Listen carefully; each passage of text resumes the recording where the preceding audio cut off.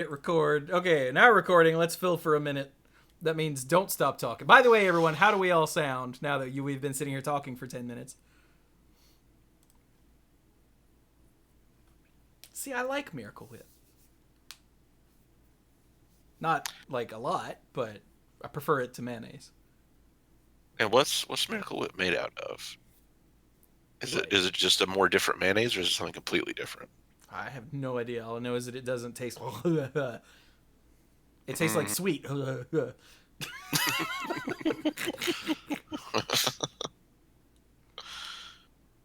You can't hear us over the sound of our heathening. What does that mean? What are we heathening? I would think that would be very obvious. I think the egg salad is the heathen part here. See, I don't like mayonnaise-based things, and I don't like eggs. So, like, egg salad is actually the devil. Like,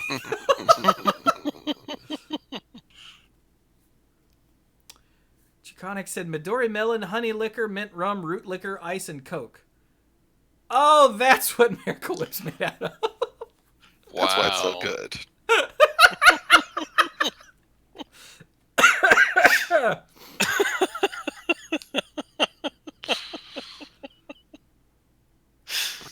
And to think I could have just picked up the jar and read the label and known that a long time ago. Yeah. Like, I would have, I don't even drink, and I would eat that Miracle Whip. It's a good thing we don't keep that in the house, or else my kids would be out of Miracle Whip all the time. Daddy, can I have some Miracle Whip? No. No. What is wrong with you, child? I'm cutting you off. And then, like, Trevor would get all, like, violent because you cut him off from his Miracle Whip. I'll tell you I what can I'm stop at. anytime I want. No, straight up honest, Penny's the one that would be the worst about that. Ah. Penny would be coming to Dirk's class in the middle of the day and hitting his students with books so they get concussions. She There's would. no such thing. I'm telling you. All right, no more NFL for you, sir. I can stop anytime I want. Just ask Antonio Brown. All right, let's go. Wow. Jesus. Topical. All right, let's go. Yeah, I think we've pretty much filled enough time to start the show, so here we go. And I Okay. hope so. Everybody be quiet. Well, I scratch my head and... Okay. Readjust the headset. Okay, here we go. Oh, God, egg salad. Okay, sorry, here we go. Ow, jam! Hello, everyone, and welcome to the Mana Pool. This is episode 568 of the Mana Pool. And we're here to talk about magic. Watch me pull a rabbit out of my hat. Magic. That trick never works. This is where I reach in the hat and pull out a lion's head and go, ha! And push it back and go, whoops, wrong hat. Rockin' Bullwinkle joke. Mm-hmm. I am Chewy. Did you know that June Foray was the voice of Rocky? I don't know who that is. I hate you. So, I am Chewy. I am not voiced by June Foray. And with me, as always, are these other dorks. Dorks, who are you voiced by? I am Brian, the lead Rambler Tangent Master of the group. And I'm sorry, if somebody's going to voice me other than me, I'm going straight to Mark Hamill because, why not? I mean, like, a guy that is both Vader, not Vader, wow, that would be amazing, that is both Luke and the Joker, sometimes, if you watch some of his public appearances at the same time, I mean, what else do you even want out of life? So, yeah. Can I be Mark Hamill? I'm going to be Mark Hamill. I'm voiced by Mark Hamill. Okay, then. I'm Mike. I'm the rules guy and the game lore guy. And today I'm being voiced by, oh crap, I don't know how to pronounce his last name properly. Dan Keston. Damn it. Dan Keston. Castanets. The guy who does Homer. Castellanata? Mhm. Castellanata? I can't see it written in my head, so I can't pronounce it. Yeah. Oh well, I tried. Okay. And I'm Dirk, the self-proclaimed greenest man alive and moral compass of the group. And I got sent back in time because whenever Brian said moist, my mind went to Squanto and his obsessiveness that women should not say the word moist. Oh my He's- god, I'd forgotten all about that. I didn't know that was even a thing. That was a long time ago. I remember him saying, like, women should not say that word. Hey, Right. Squee, you're in the chat. Who's the guy who does all the voices? Like, just all the voices? Just all of them? It was the dude who, back in the Looney Tunes days. Cam Clark. Yeah, that's who's voicing Dirk, by the way. Cam Clark. Yeah. But anyway, so yes, we're here this week, of course, as we have been the last 2 weeks, because why not, to talk about Throne of Eldraine. And I've got to tell you guys, the more of the set we see, the more I'm like, like I am all about it, flavor-wise. It's pretty freaking sweet. Yeah. And I think some of the stuff we said last week at the end, possibly after Dirk and Brian had left, I don't remember, is turning true. We're seeing a lot more of the world stuff, and a little bit less of the here's an obvious fairy tale reference stuff. Yeah.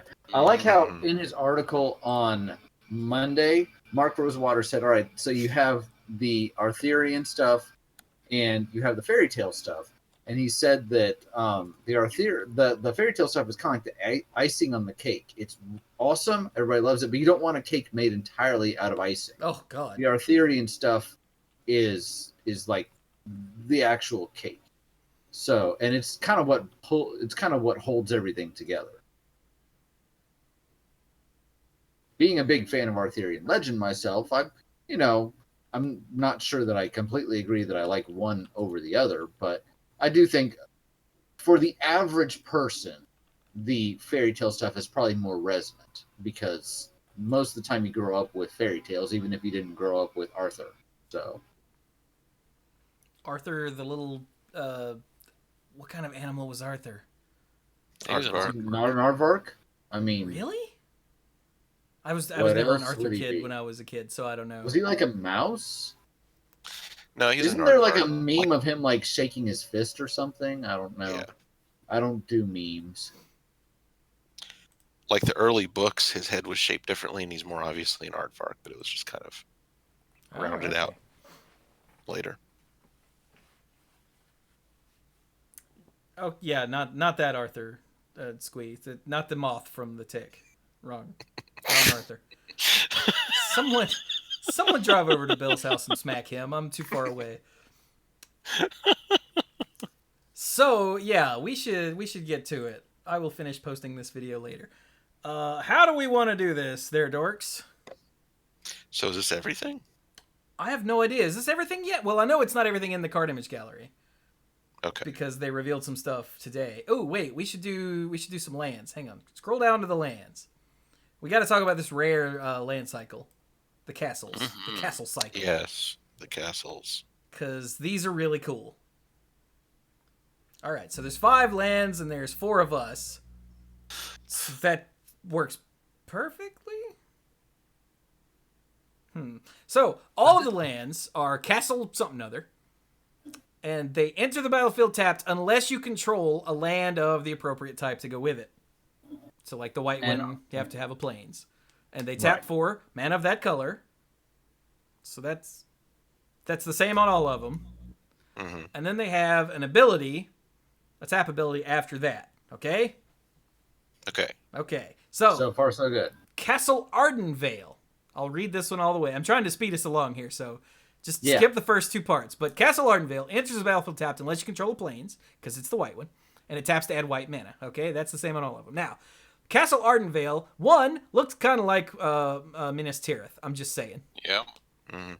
And for Just a miniature version of it. Would it be a bigature? Because that's what they made to actually film. Anyway, I've watched all literally all of the bonus footage on all of the collector's editions or extended editions or whatever it's called of the Lord of the Rings DVDs twice. So Then you have too much time on your hands. I used to, yeah. It was a long time ago. But anyway, so for 2 white, and tap, you create a 1/1 white human creature token. Boom. Nice and simple. It's not a knight, because that would be broken in this set. Yeah. Yeah. But, so it's mono white, but it makes a 1/1, but it costs essentially 5 mana. What was the I think the activation on Vitu-Ghazi, the city tree, was a total of 4 too, correct? Wasn't that 2 a green and a white, maybe? Yeah, 2 a green and a white. Yeah. Yeah, and that saw lots of play back in the day. Oh yeah. So, And it just tapped for colorless. So yeah. this is good stuff. Especially with all the other things in the set that's encouraging you to be heavy on one color over others anyway. So Yeah. Like adamant. mhm. What's the thing on the other side of Legion's Landing? Adanto, the first fort. Yes. What's that do? It makes soldiers. You pay 1 and a white and tap, and it makes. Does it make a vampire with lifelink? Or does it just make a vampire soldier? I think they all have lifelink in that set. Yeah. 2 and a white and tap to get a vampire with lifelink, but you have to like flip it first. Yeah. Mhm. Okay. So this is Yeah, it's basically a boosted Keldorn outpost. yeah, and like every deck for a long time that played white had Legion's Landing in it. Yes. Because Adanto the First Fort just gives you this like inevitability, right? Mhm. Right. Same reason you played the outpost back in the day.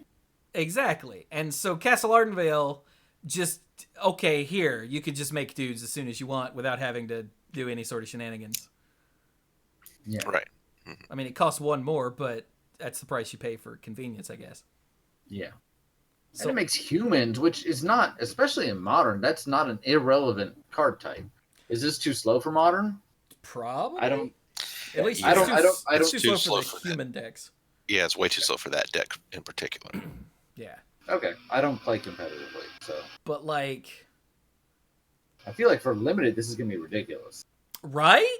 Mhm. And Hey, I I can think make for a guy every turn. I think for What's that? constructed this will be too. Yeah, it'll be important. Like control decks are going to play it, all of them that have white in them, and this might be a reason to put white in them if it's not already. Yeah, I think this is good. What do you guys think? I think it's good as well. Yeah, it's good. Yeah. Mhm. All right. Well, somebody do the next one, whatever. Whether you do the next one alphabetically or the next one color wise, whatever. The next one, color-wise, is Castle Vantress.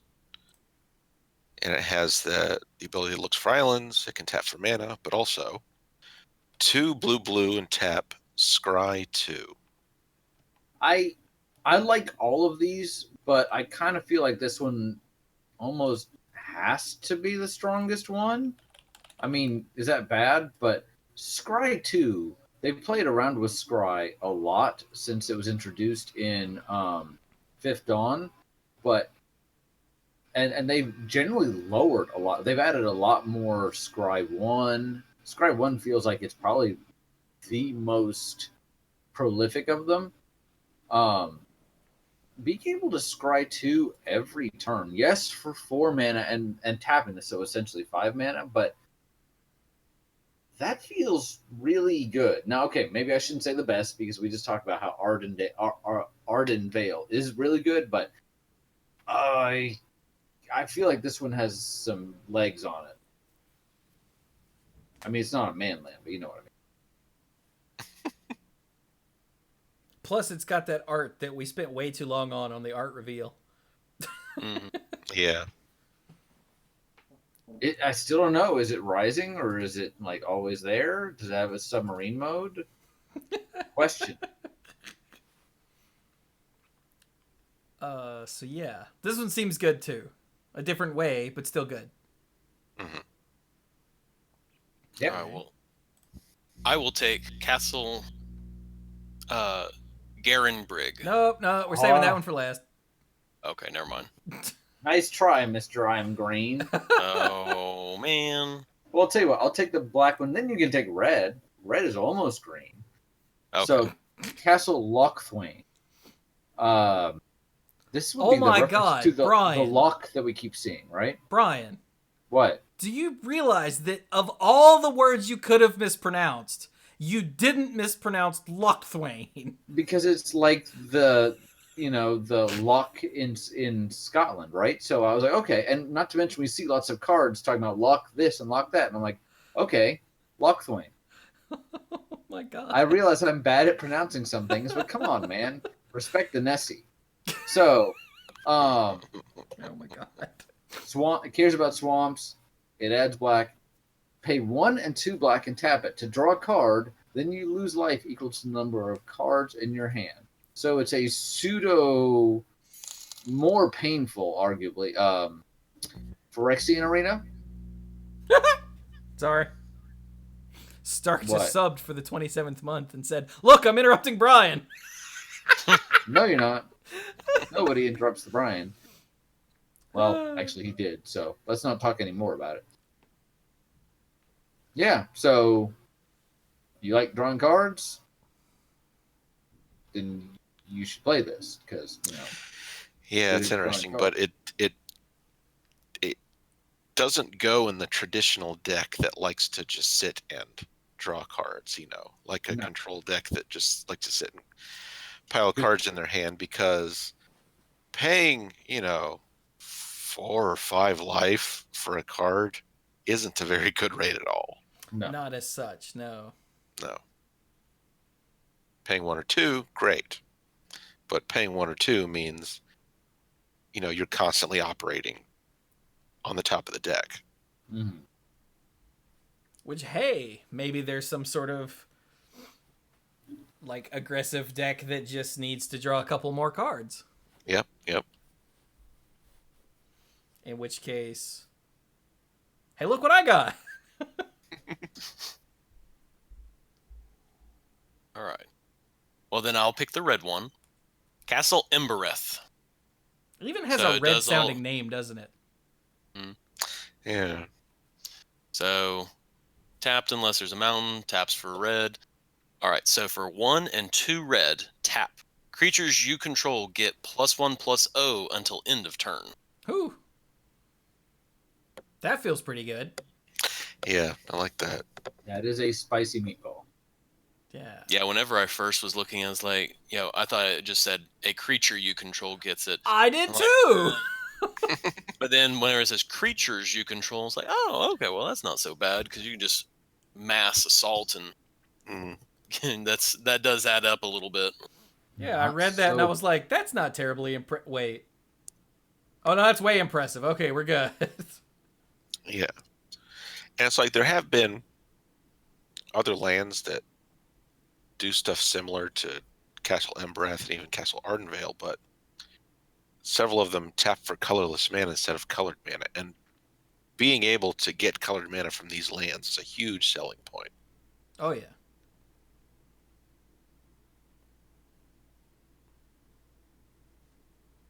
It's pretty good. Mm-hmm. All right, last one, Chewy. All right, Dirk, you're the green guy. Read Castle Garenbrig. All right, so Castle Garenbrig. So same thing. Tapped unless there's a forest. Taps for forest. For 2 and 2 green, tap. Add 6 green mana. Spend this mana only to cast creature spells or activate abilities of creatures. So you're tapping 5 lands Yes. and getting 6 green mana. Yes. Which, like, it's sort of like a Temple of the False God, right? Because it's tapping for 2 mana, essentially, in the late game. Because Yes. Temple of the False God had that, you can't even have this out unless you fight, 4 other lands? Well, You have to have a total of 5. Or Yeah. 5. And you're netting 1 over this because you have to tap it as well. So Yeah. but it's all green. So adamant ho. Yeah. But like, I think it's just a good way to like keep the power level down, because it's still it's still ramp. It's still a land you tap for more than 1 mana, because you're netting 2 mana. Now it does have the rider on it where you can only cast creatures or activate creature abilities, but that's to keep you from doing messed up stuff with it. Like, oh, I don't know, what's the land that taps for 1 billion mana that you could do whatever with? The green one. The Guy's That's Cradle. the one, Cradle. I'm like, Gaia's something, brain not function. And yeah, you can do busted stuff with that. You can't do as much busted stuff with Castle Garenbrig, but it's still powerful. Not like broken, but powerful. Yeah, still on the level of the other lands in the cycle. Yeah. But I remember this is the one people are like, oh, this sucks. And I'm like, did you read it? They're like, did you? I'm like, okay. Luckily, the Silverleaf Paladin, the 3 mana 5/4, and then the Gigantosaur, 8/8 for 5 mana, are rotating. So yay, because this would be very obnoxious. I mean, I see them enough on Arena that I'm like, oh look, yay. So I'm kind of glad they're not going to be there. Yes, I feel like that'd be bad. Yeah. But still, I think this is good. It's still ramp. It still gets you more mana. It just, you have to spend more to get more. You got to spend money to make money. Mana. You got to spend mana to make mana. Yeah. And yeah, Squee pointed out this is probably the most deck dependent one. Probably. Yeah, this and the Castle Locthwain, I think, are the two you can't just throw in a deck. Yeah, the white one you run because, tokens. Yeah. The blue one you run in everything. And the red one you run with, creatures. Huh.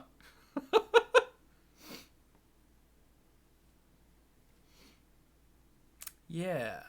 But yeah, it's only for creatures, so when someone... Oh, and Squee just said, yeah, don't forget the Planeswalkers aren't creatures. People at your pre-release will forget that.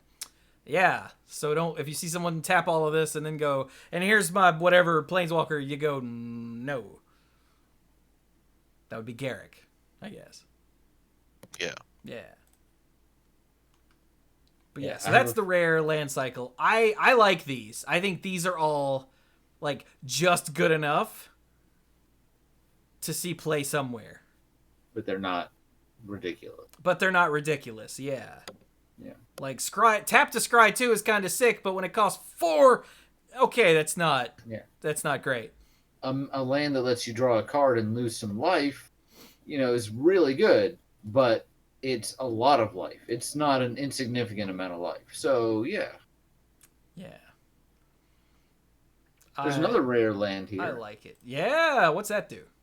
It's the Fabled Passage. It's just a land, rare, and you can tap it and sacrifice it to search your library for a basic land card, put it onto the battlefield tapped, then shuffle your library.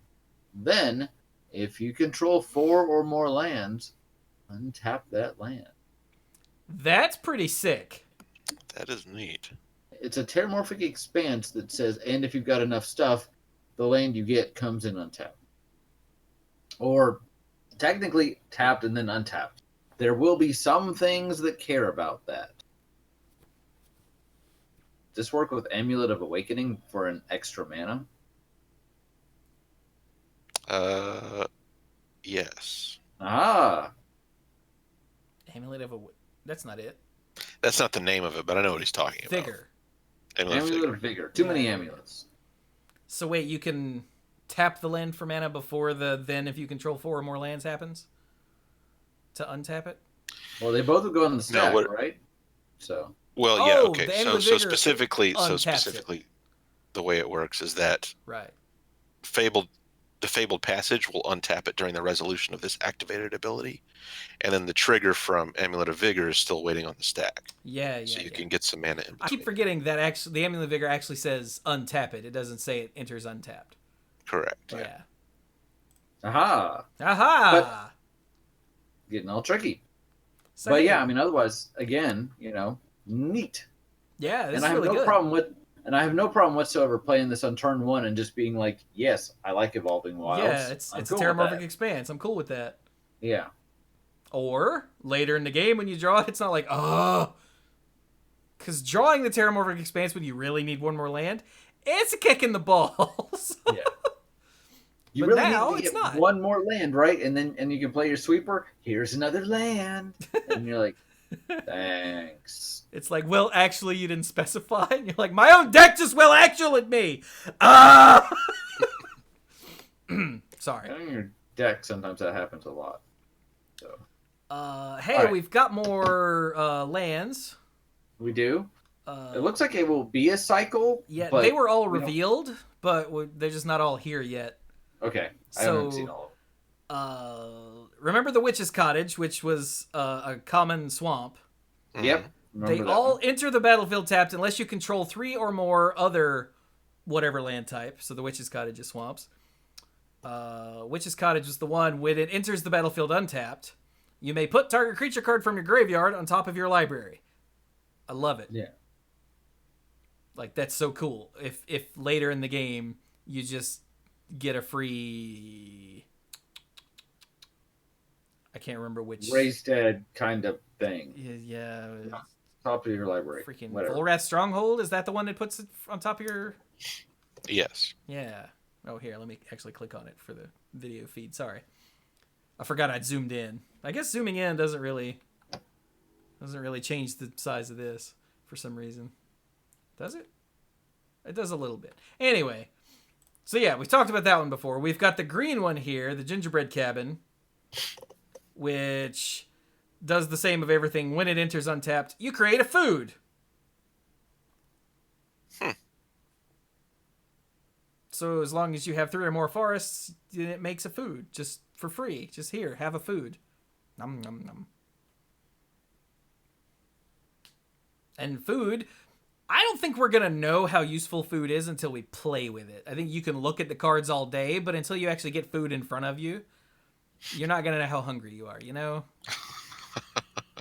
Right. And I think there's still not.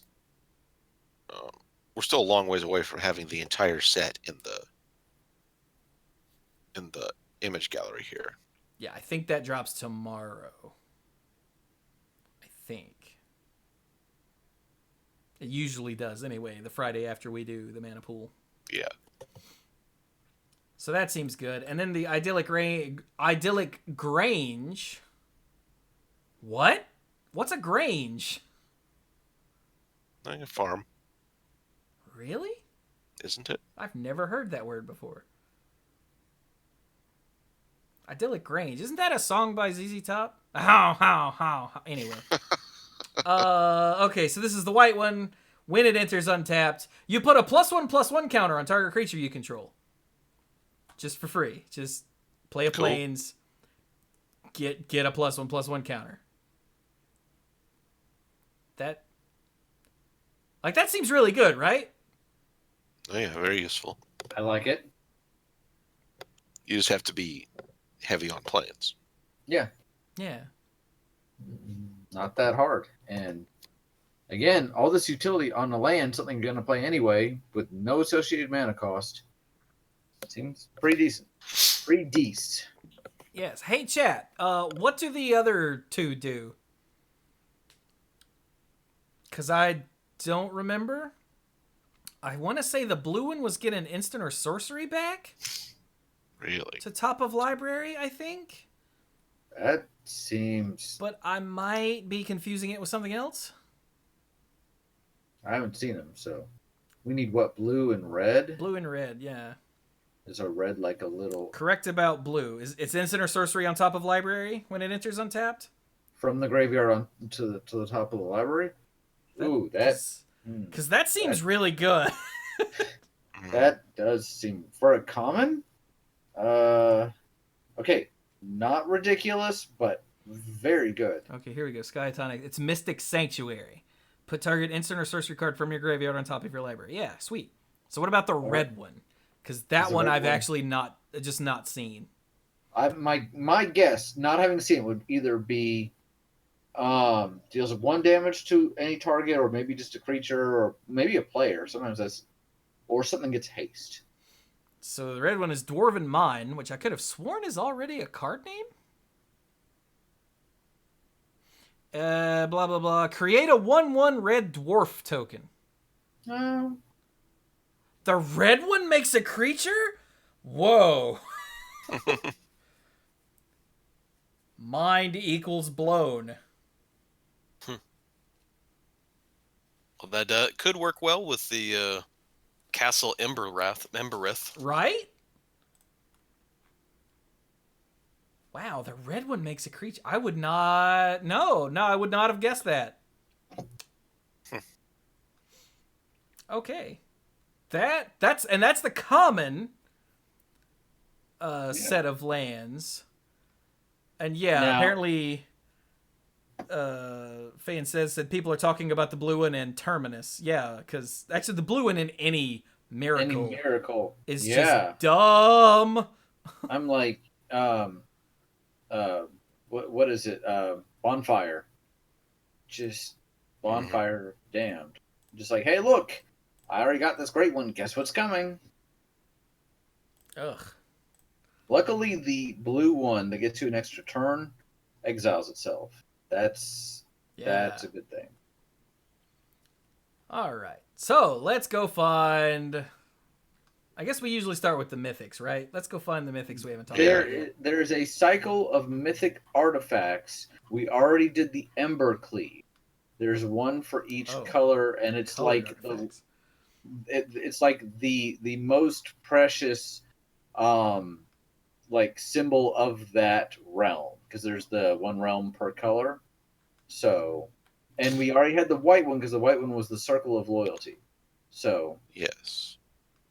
All right. Well, So I'm scrolling up. So what? I don't even see the green one. the green one is The Great Hinge. Yes. Yeah, it's cool. Have you seen it? I have. Dirk, did you see the Great Hinge? I have not. Let me This go is a down Dirk this thing. This is such a Dirk thing. I really like it too. one. A lot of things would be a Dirk thing. I mean, wait till you read it, dude. This is such a Dirk thing. All right. So for 7 and 2 green, legendary artifact, mythic. This spell costs X less to cast. This spell costs X less to cast, where X is the greatest power among creatures you control. So 7 and 2 green is really just A formality. like the worst possible. Okay. Tap. Add 2 green. You gain 2 life. Okay. It's a heck of a When- mana rock. When a non-token creature enters the battlefield under your control, put a +1/+1 counter on it and draw a card. And draw a card. Yes. I'm like, no, it's just the. But wait, there's more. Wow, this thing is. There's I can not. see why this is mythic. Right?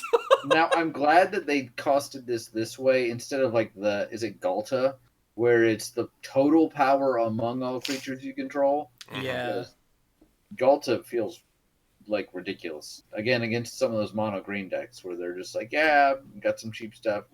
Have a 12/12. I'm like, It's like they Yeah, listened to the show and they wanted to give Dirk a card all for himself. Like, Yeah. I was like, okay, wait, if you have big creatures, it's cheaper.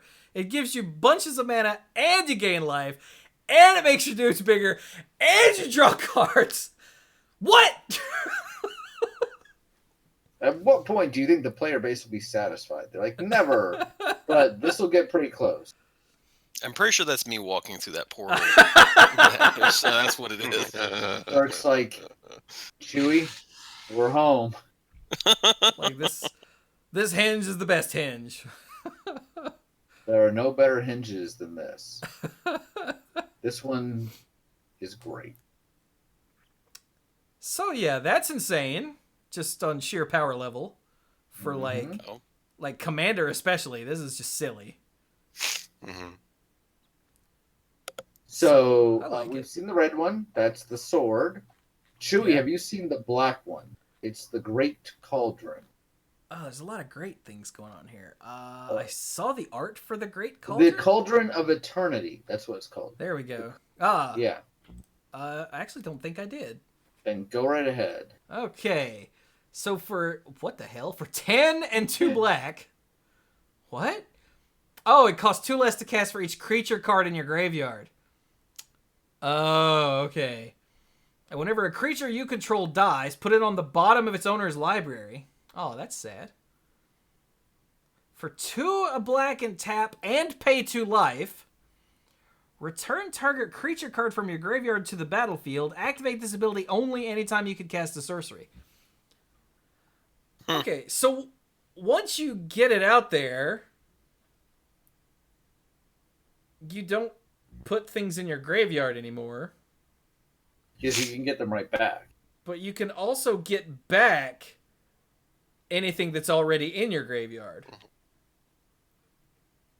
So it's a double-edged sword. Well, there's plenty of ways to get stuff in your graveyard. without I going do through not do battlefield the first. filthy milling route like some people. You But could you- just discard them. How about that? And you have been, you talk about filthy, you've been playing Buried Alive since the day you were born. Yeah, see, Buried Alive is not milling, it's selecting. And then you I put know, it but in you're there. just like, no, don't do that. Should we? Mike's like, there's other ways, and he's like, I don't want to hear that. And I'm above it all. Yeah, the best way to get creatures in your graveyard is to play them and then sacrifice them for some other messed up, dirty effect. Like Oh, feeding your so Lord of the Pit.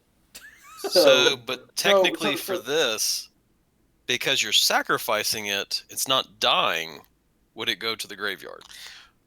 It's a replacement. Wait, what but do it you says say? whenever Well, a yeah, creature dies. you control dies, it's a triggered effect. Yeah, it's triggered. So Okay. dies means from battlefield to graveyard. It doesn't matter how. Okay. But something that says when a creature you control dies would still trigger even if this was on the battlefield. Because the creature is dying. And then it's going to the bottom of your library. But yeah, there's plenty of ways to restock this. But in theory, because you're going to want to cast it for cheap, you should be pretty well stocked. Yeah. And just for 3 mana, just the ability to get something back is good. Yeah, It's that's good. pretty I'm gonna say great. it's good. Yeah, I like this. I'm a little sad that my little Nether Shadow won't go back to the graveyard again, but, you know.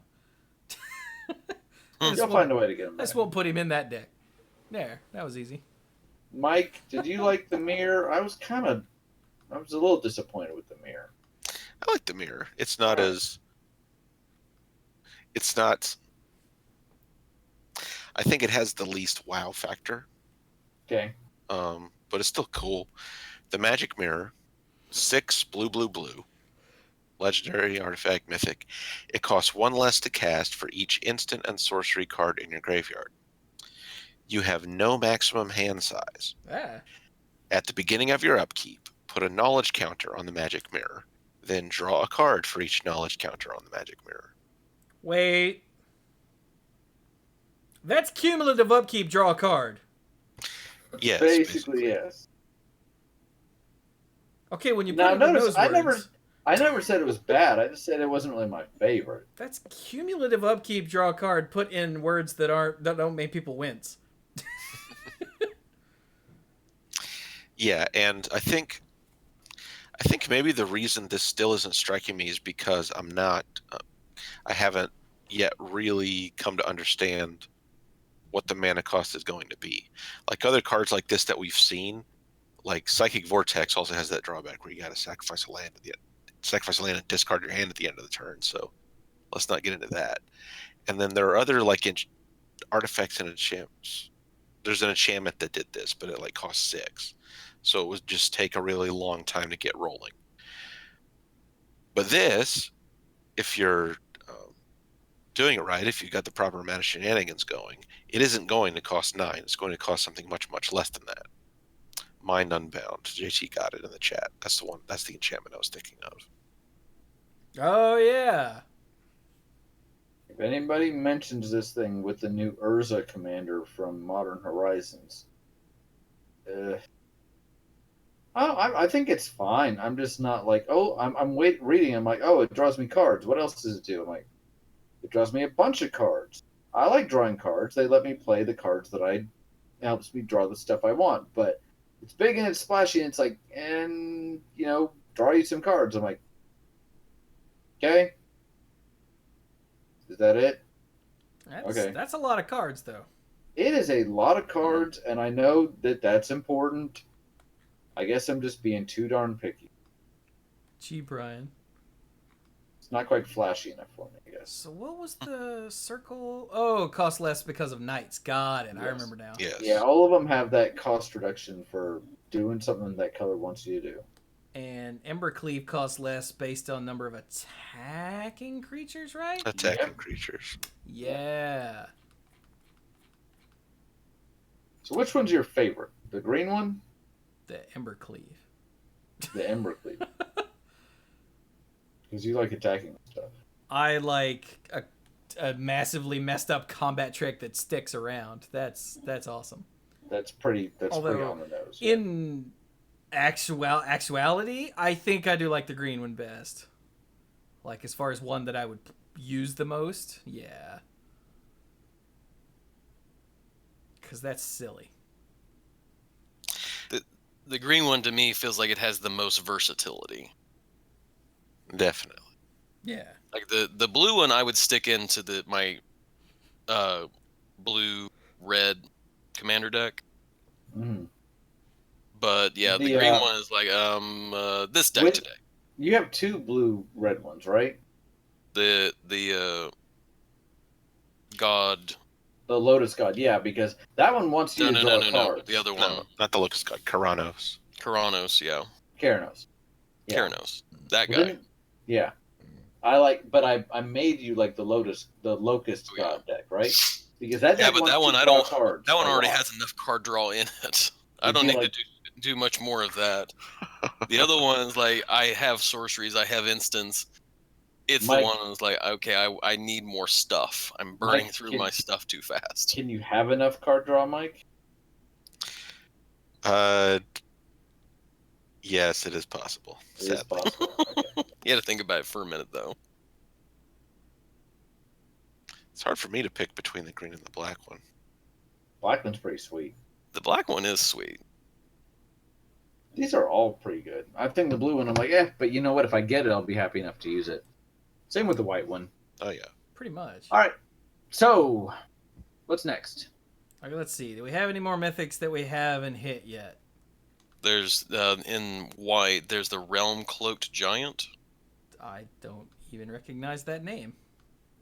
Oh, the art is awesome. Oh, this guy, yeah. Well, tell us about it, Dirk. So for 5 and 2 white, it's a mythic giant that's a 7/7 with vigilance. So mythic, right? Well, you're wrong, because it also has an adventure on it, because it's for 3 and 2 white.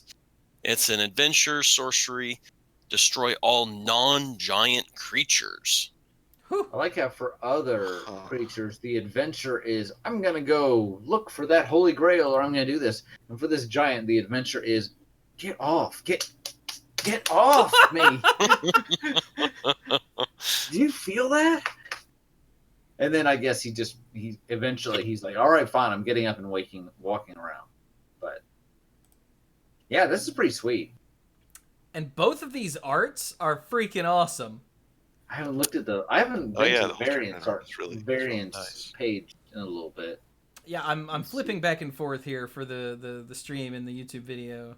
Yeah, I really like the original one better. Yeah. Yeah. Yeah, I like the original one better. Mm-hmm. There's some of the variants that I'm like, yeah, I'm all about that. But this one, I think I like the original better. Okay. Anything else? Any other mythics in white? I don't think There's a mythic in blue that I don't understand. There we go. Oh, what? This is the controversial card that I was talking about earlier. It's controversial? I just thought it was weird. Yeah. Do you mean the Brazen Borrower? The Brazen I don't get it. So the Brazen Borrower for 1 and 2 blue is a 3/1 with flash and flying. I'm like, okay, cool, but it can only block creatures with flying. I'm like, all right. So what's the adventure? The adventure is Petty Theft. For 1 and a blue, instant adventure. Return target non-land permanent and opponent controls to its owner's hand. A it's a very limited boomerang. I what Well, I I mean, mean, it's a modern day boomerang. They don't let yeah, boomerangs nowadays do lands. yeah, It's just oppressive. and I get that, but I'm like, I feel like I'm missing something here. Do I think this is good? I'm like, yeah. I mean, it feels like okay, you're set up perfectly on tempo, where turn two, the end of their turn, they bounce something, and then turn three at the end of their turn, you play a 3/1 with flying, and then you start swinging it. I get it, but mythic. I mean, I'm what? I feel like I'm missing something. Yeah, it's weird to see a mythic that's just very good and doesn't have any flashy angle to it. Yeah. I mean, like we've talked about the days where like they printed Lotus Cobra, but even Lotus Cobra, I would argue, I mean, that was like a really kind of interesting take on Ram. It was something that you hadn't really seen. This is a limited bounce followed up by a evasive uh, creature, and there's another blue one. There's another blue card with adventure.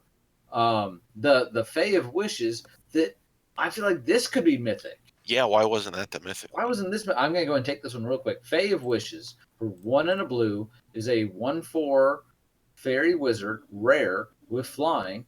1 and a blue, discard 2 cards, return Fae of Wishes to its owner's hand. That's you're like, why would you want to do that? Because its adventure is granted, which I think is cool because it's the Fae of Wishes, so it's like their little genie type thing. So granted, for 3 and a blue, sorcery adventure, it's a wish. You may choose a non-creature card you own from outside the game, reveal it, and put it into your hand. So it's a remember how the original wishes, all of them were limited what they could get except for the Death Wish, and the Death Wish cost you half your life. So this is this does say non-creature, so it has one limitation, but you can get planeswalkers, anything like that. So you go on the adventure, you pop this guy out, and then if you want the adventure again, you throw him back to your hand and you get another wish. To me, do I think it has to be mythic? No, I think it's fine at rare, but this feels a heck of a lot more interesting than Brazen Borrower. And look, I'm not like hating on Brazen Borrower. I'm just like, if we were doing Mythic Conscription, who here would have done them at this rarity the way that both of these are? I'm genuinely curious. I don't know. It makes me wonder if something happened where they had to change something so last minute that like the serial numbers and the places they had to appear on the sheet were already locked in or something. So they were limited in the names they could give them, and they already had the art that they needed to figure out what to do with. Yeah. A theory that I saw put forth by Ben Bleiweiss from Star City Games is that like this was based on the name Brazen Borrower. This was a control magic or a like threaten effect or something, a steal. Oh, give me that. Yeah. Maybe take something that's small or something. And due to some reason, like maybe power level, maybe something else had to be changed or whatever, the name and place on the sheet and rarity were locked in, so they had to just come up with something. And now let's be real. Yeah, because even the name of the adventure, Petty Theft, that's not a bounce spell name. Exactly. But like, keep in mind, Brazen Borrower is simple, but it's insanely powerful. I mean, simple does not mean not powerful. Correct. And you're right. I almost certainly would not, if this was in a set, years ago, before the mythic rarity, I would never say, oh yeah, that's totally a mythic.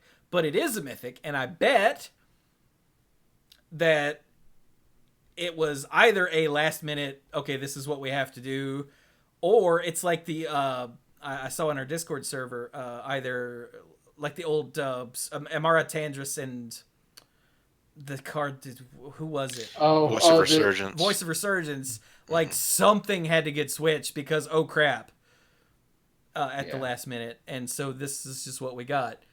maybe. And it's one of those things where if I go to the pre-release and this is the mythic I get, there's part of me that will be like, Damn oh, it. man, I could have gotten something. But then if I'm in blue, I'm gonna be like, yeah, okay. Now, if you were the type of person who wants mythics because they're going to be valuable, $5 says Brazen Borrower is going to be powerful, or going to be expensive, because it's going to be in like all the decks. Because think it's so? good. It's very good. Okay. Like, okay, imagine if it wasn't an So adventure. this is basically like a power level check, maybe. Like, imagine if this said for 2 and 3 blue, or 5 mana, it was a 3/1 with flash and flying and bounced an opponent's permanent. Jesus. Well, no, I mean, 5 total is a Yeah, lot to ask. yeah. The fact that this can be split up actually makes it much better. Mm-hmm. Much better. Like for 5 men, I'd be like, 5 all at that's once. okay. This is a lot to ask. I would hope for at least another point of toughness if I had to pay 5 men all at once. Yeah, But, for 5 mana for that, even with flash, I would still And say evasion. And evasion, yeah. And evasion. Yeah, But no, it's actually because strong. it is in fact a 2-drop bounce spell and not a 5-drop bounce spell, Yeah, and a 3-drop flying creature and not a 5-drop flying creature. yeah, That makes it so much better than the combined version of the card. True. yeah. And you can always, if you don't need the bounce spell, you can always just flash it in without going on an adventure. Mm-hmm. If you don't want to, let them know that you got it. So, I mean, I get it. Now, I don't know if it's controversial. I guess I just looked at it. I'm like, I don't. And then I actually saw the Fae of Wishes first. I'm like, hey, that's cool for only being a rare. And then I saw this, and I'm like, yeah, I should have seen these in a different order. So I think that was just my impression. But yeah, I mean, I think about it. I get it. It's just still a little. It's good at what it does. I'm cool. I'm not like up in arms, like, how dare they? Anything else about Brazen Borrower or Fae of Wishes? You like Fae of Wishes? I predict that we're all going to get sick of, at least on Monday Night Magic, we're going to get sick of having to mention Brazen Borrower. Mm-hmm. To the point where we won't anymore. Like, it'll just be always there. If there is a blue deck that has room for it, like any sort of control-y deck, right? Like, you play this, right? Right? Mm-hmm. Because it's a bounce spell and it's a flash dude, but it's a spell without a card disadvantage. It's a 2-for-1. Yeah. Right? Ouch. I'm hearing everything you're saying. I guess. So. But yeah, Fae of Wishes is just neat. Yeah, it's neat. I like wishes. I think you're right. I think it could have been that the Fae of Wishes could have been the mythic, and the Brazen Borrower could have been the rare, and no one would have batted an eye. Yeah. But maybe there were reasons that they couldn't. I don't know. Yeah. I gotcha. I'm sure that the story will come out from Wizards at some point. Rosewater or someone in the development. Excuse me. What's it called? Crap. I don't think it really has a name anymore. It's just the development article. No. The department. Oh, sorry. Play design. Play design. There we go. Thank you. I'm like, team. No, that's something else. Play design. Yeah. Or set design. Play design. Play design. Yeah. I'm sure that someone either in design or development will tell us what the hell happened with the Brazen Borrower, especially since the internet lost its crap when it was revealed. Because was that mythic?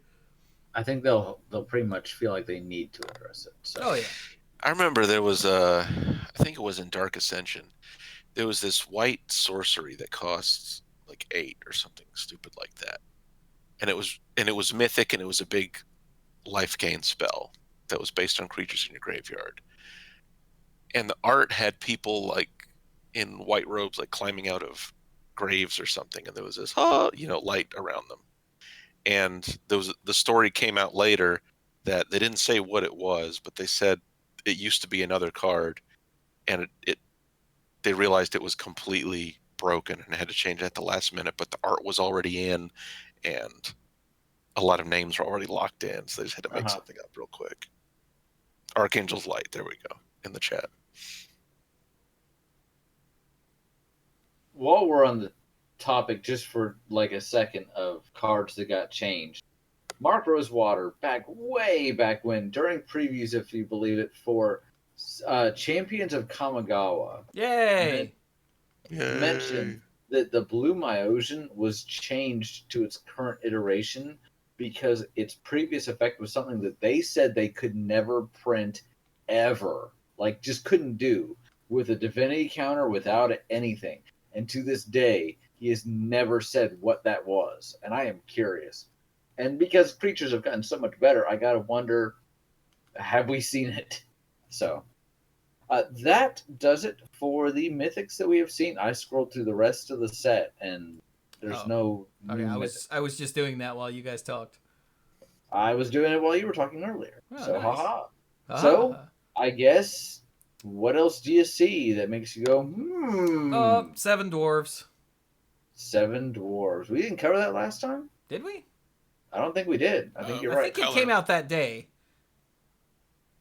Okay, what's it do? Well, for 1 and a red, it's a 2/2 dwarf. It's a bear dwarf! It's common. It gets +1/+1 for each other creature named 7 dwarves you control. And it has the following line of text. Ahem. A deck can have up to 7 cards named 7 dwarves.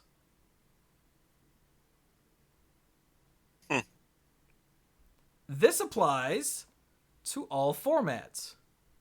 If you happen to draft 8 copies of 7 dwarves, you can only play 7.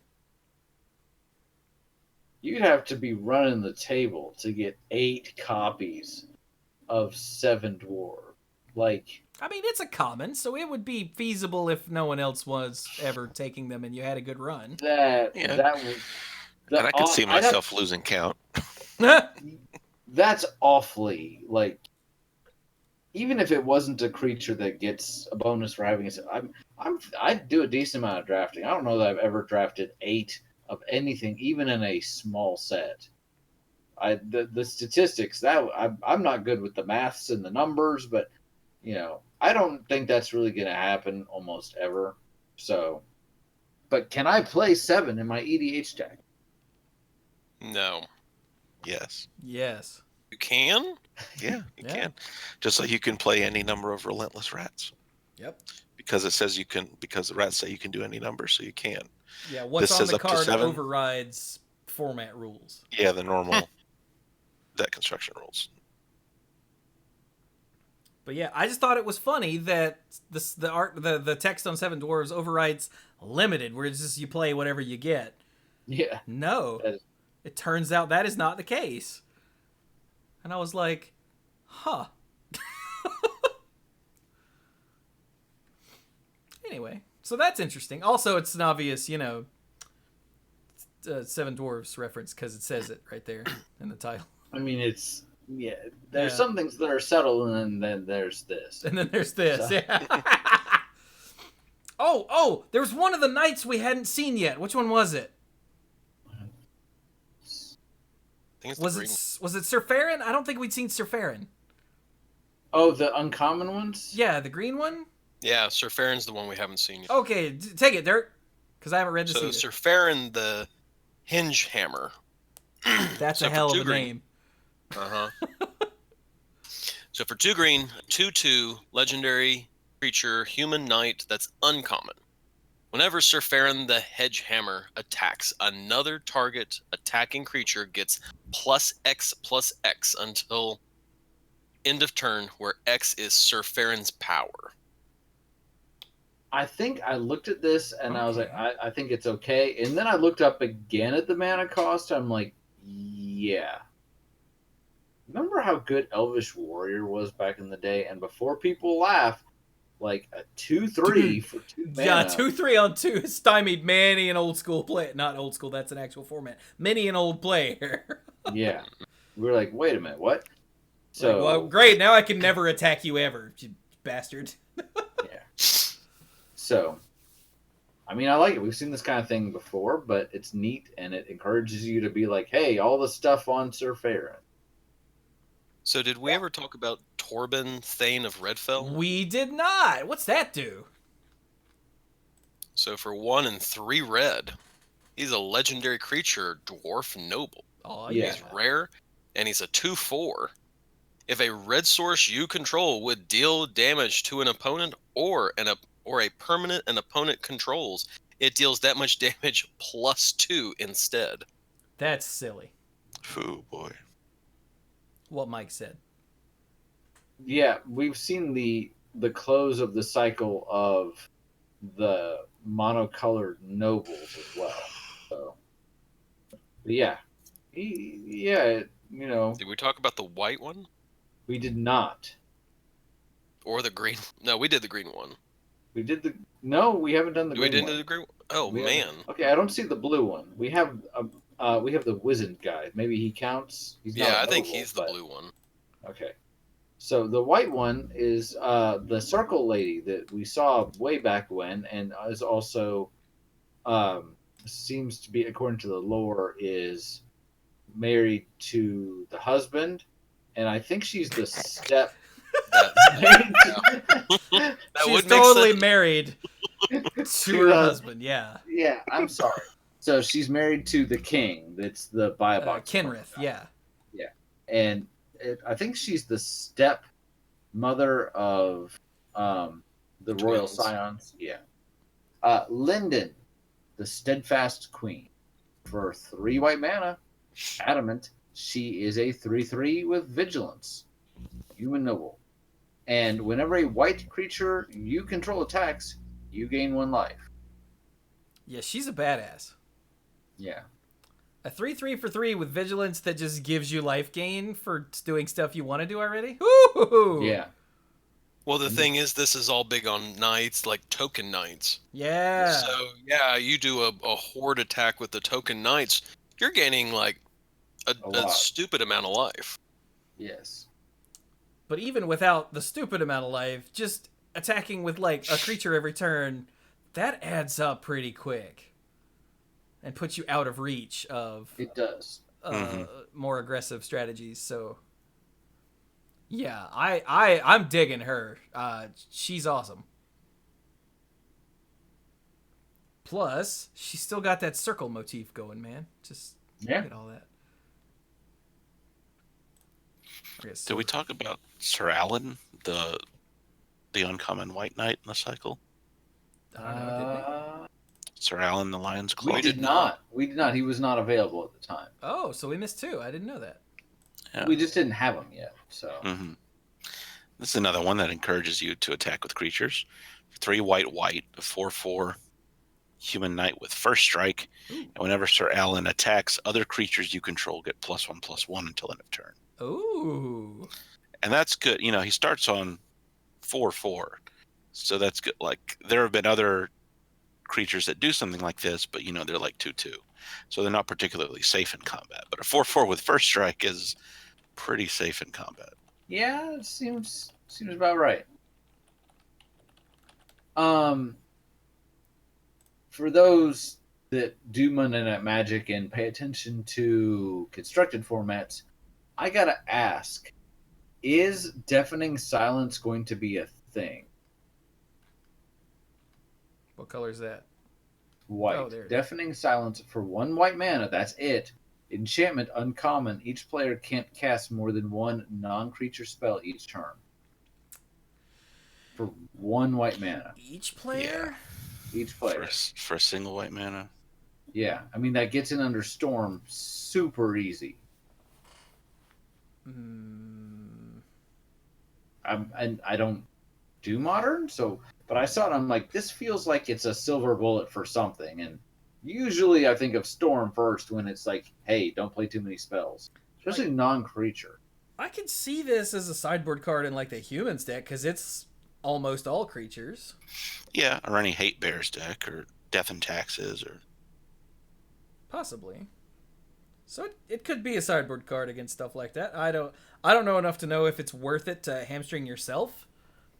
But in decks that won't hamstring you, it might as well. Okay.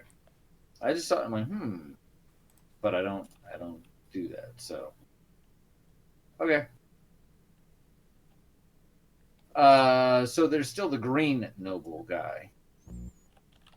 He's way down at the bottom. He's Yorvo. That's a name right there. Wait, we're in green now? Well, I figured we would There finish the cycle of noble type leader type people. Oh, dude, this guy. yeah. This guy's hilarious. Yeah, he is. What's he do? Oh, okay. Yorvo, Lord of Garenbrig, for 3 green mana. Hell yeah, green, green, green. He's a giant noble who's a 0/0. What? He enters the battlefield with 4 +1/+1 counters, because he's awesome. Whenever another green creature enters the battlefield under your control, you put a +1/+1 counter on Yorvo. Then, if that creature's power is greater than Yorvo's power, you put another +1/+1 counter on Yorvo. Holy moly. Yeah. I like how you can play plenty of tiny guys and he's still, getting the bonus. But you play that one big, dragon thing and he's like,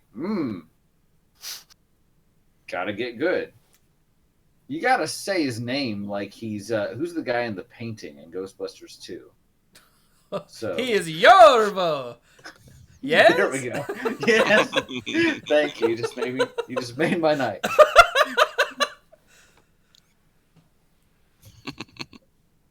Oh You god, are- I don't you remember are like how that insect- line goes, but he's like on a throne of moss. On a tower of trees. I can't remember how it goes, but you could totally make it green There you and go. creepy and hilarious. Cause look at him, he's covered in moss. Like look at his arm. He's got moss on him. He's Brian Perlman in card form. Seems like the giants in this set mostly just lay around being hills until it's time to wake up. He Then they- just strikes me as like an Odin character. Like an Odin-like character. Mm-hmm. Yeah, except he's got 2 eyes for the moment. Yeah, but he's sort of dressed in that, Spoiler alert. Viking-esque Oh yeah. Yes. get up. Until we come back to Eldraine in like 10 years and it's war torn and destroyed and Yorvo's lost an eye and now he actually is Odin. He's now green black and he's got 2 ravens. Wait a minute. But yeah, I like all of these legendary cycles. None of them are like super insane, but they're all really good. Yeah. If you like undercosted guys with +1/+1 counters on them, then you probably like the Oathsworn Knight. Is that the black dude? It's the black dude, which, yes, it is in fact that one gentleman of the Dark Persuasion. This is so you know what this is, right? Okay, read the good. card first. Read the card first. I know you don't know what this card is, but I'm wondering if like Mike or Dirk do. Oathsworn Knight for 1 and 2 black is a human knight. It's rare and also a 0/0. So many cards in this set for my to who's the red girl that pulls out cheap like small things from your graveyard, but they're not actually cheap. Small. Anyway, I'll think of it in a second. So 0/0. Oathsworn Knight is not legendary, but it enters the battlefield with 4 +1/+1 counters on it. Oathsworn Knight attacks each combat if able. If damage would be dealt to Oathsworn Knight while it has a +1/+1 counter on it, prevent that damage and remove a +1/+1 counter on it. So it's not remove a number equal to the number of damage that would be dealt to it. It's more of like you remember the Phantoms. Yeah, but Yeah. if you artificially pump its toughness, it can It still will- be killed. It's not immortal like the damn phantoms were. Right. Because Right. this checks, it says, oh, well, it doesn't have any counters on it, therefore it gets damages. Yeah. So I like that they closed that loophole. Yeah.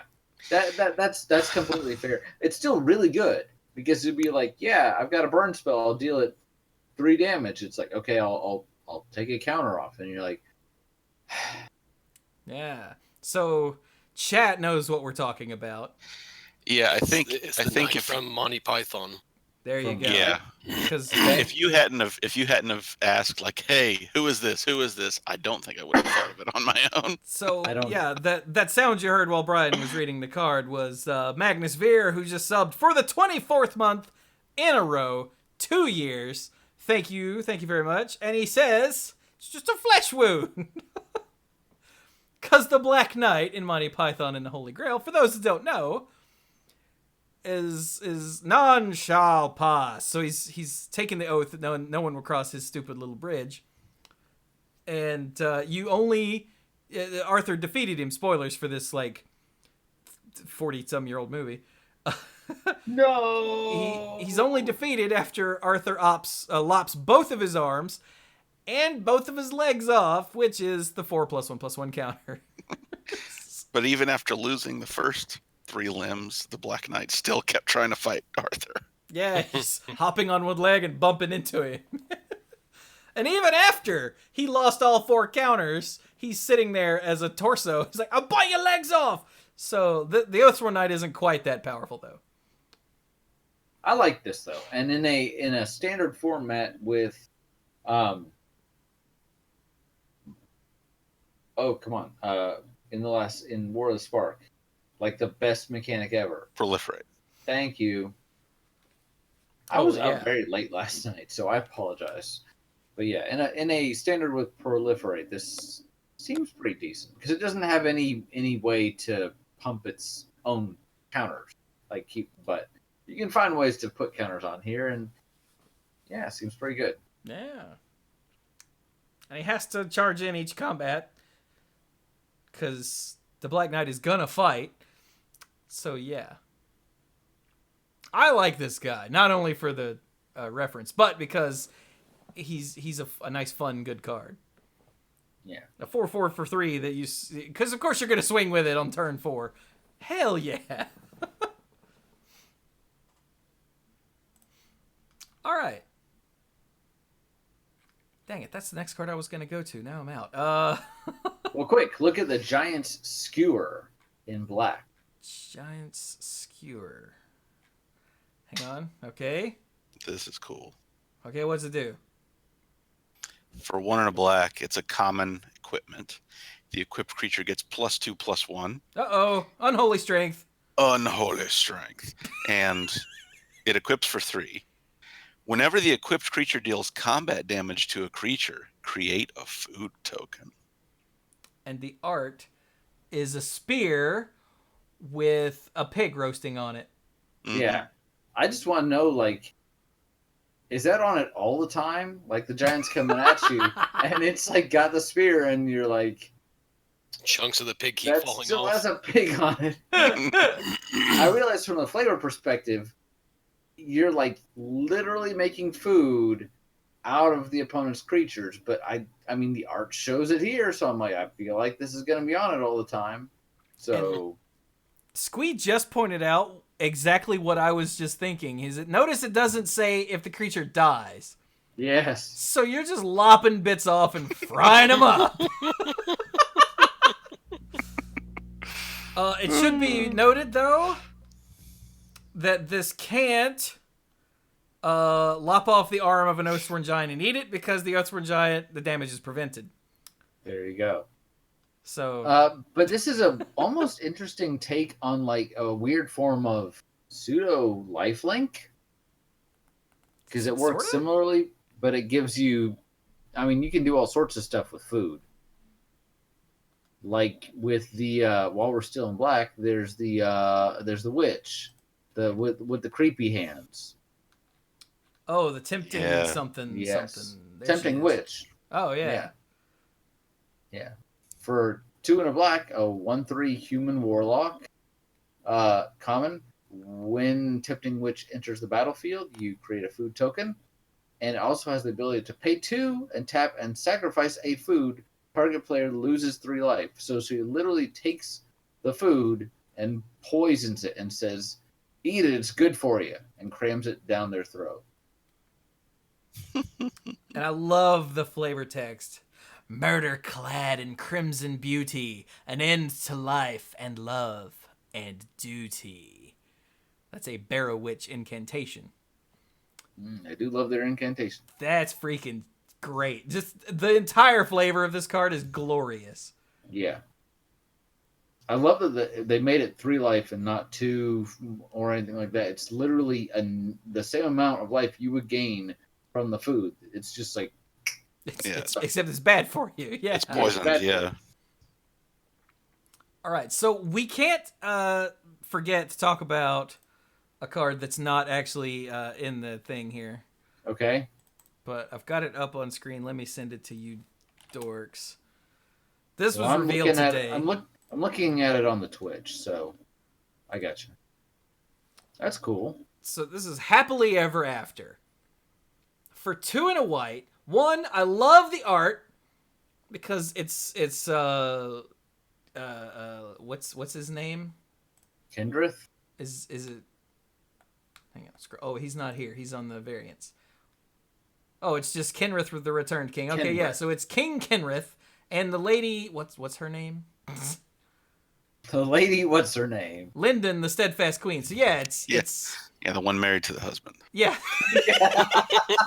So yeah, it's the king and queen, and they're all happy, and there's a big celebration. It's like Plane-Wide Celebration, but even better. And it's so for 2 and a white, it's a rare enchantment that says, when Happily Ever After enters the battlefield, each player gains 5 life and draws a card. Because everyone's I like happy. this. It's going in every deck I play. Everyone's happy. Now, then it gets weird. At the beginning of your upkeep, if there are 5 colors among permanents you control, okay, there are 6 or more card types among permanents you control and or cards in your graveyard. So you've got 5 colors and 6 creature types. The 5 colors are in play. The card types are all throughout the cards in play types. And in the graveyard, okay? And your starting life total is greater than or equal to your starting life total. Okay, so everyone has come together. Everyone's included. You've got all the stuff you could ever want. You're happy. You're healthy. You win the game. Aw, how sweet. Yeah, I like this. I'm going to play it. Now, obviously, you got to do 5 colors, so. But this is so cool as far as alternate win conditions go. It is a story spotlight card. I don't know how many of those we've seen. I haven't been paying attention. Yeah, I haven't either. So the 6 or more card types, that means do you have 6 different creature types, or would you have to have an enchantment? Yeah, card types. So like, enchantment, land, artifact, creature, planeswalker. It counts the graveyard, so instant, sorcery. That's 7. So yeah. Mm-hmm. Yeah, I mean, you're going to have enchantment and probably land. So. And potentially creature. And so you'd have 3 right off the bat, so sorcery and. Well, I don't know if okay. Now, the opponent kind of has to let you do some of this, unless they are just so far behind they can't interact with you. But it's cool. I like it.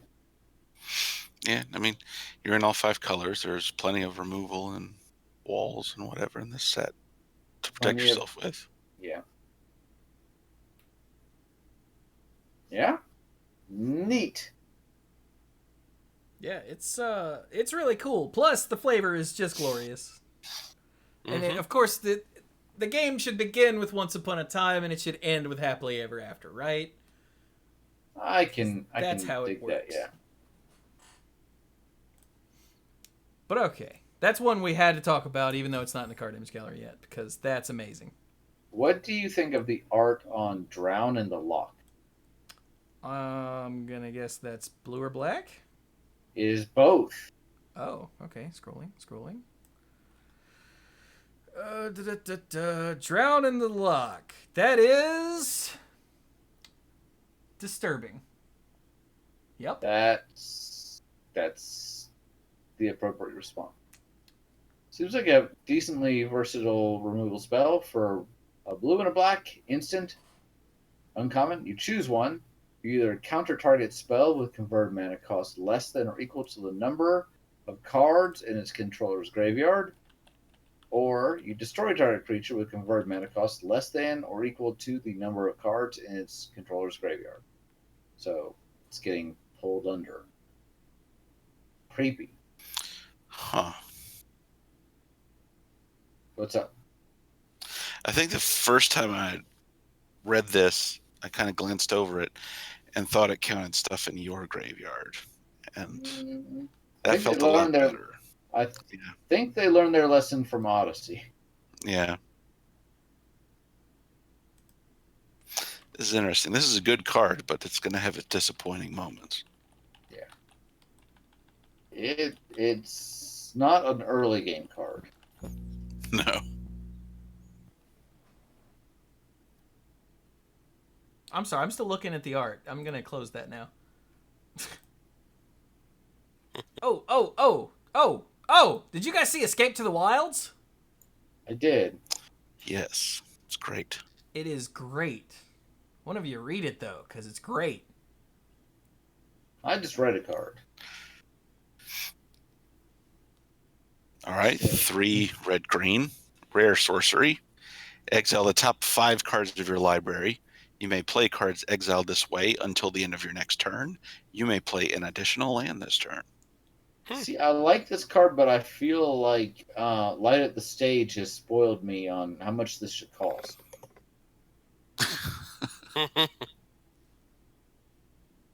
I mean, really. Wait, what? I looked at Light chat at again. the I'm sorry. I missed what you just said. I said Light at the Stage has spoiled me on how much I feel like this should cost. I realize it's 5, but I also feel like how many of those 5 am I going to be able to play next turn? I don't know. I mean, it's the end of your next turn, which means if you haven't played a land yet and you turn up 3 lands with Escape to the Wilds, you can actually just play them all. That's crazy. Because you play 2 this turn, and then you play the 3rd one next turn. Yeah. Which just that part makes me happy because I always hate when like you can play these this turn and then you get like 1 land and there's 1 other card and everything else is land and you're like piss. But yeah, I completely missed that this said until the end of your next turn and I thought this card was crap. I was like, you spent 5 mana. How much are you gonna? Yeah, your next turn. Oh my god.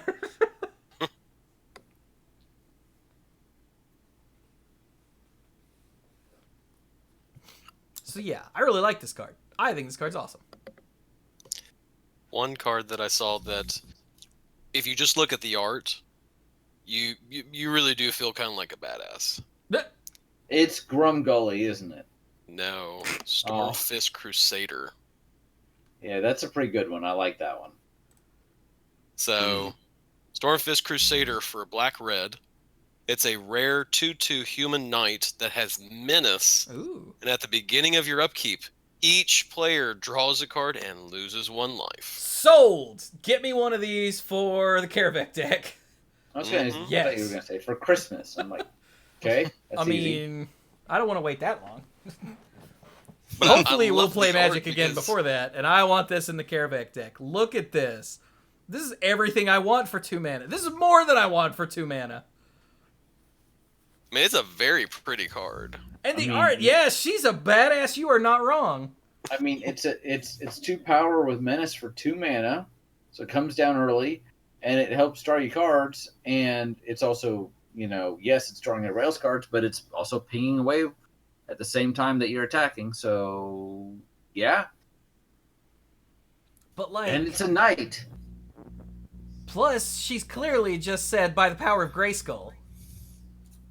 I have some lightning. That's how that goes, right? Yeah. Something like that. Demonetized. Oh. I had not seen this card. Thank you, Dirk. It was a new one. This It card was not makes up me like happy. 2 days ago.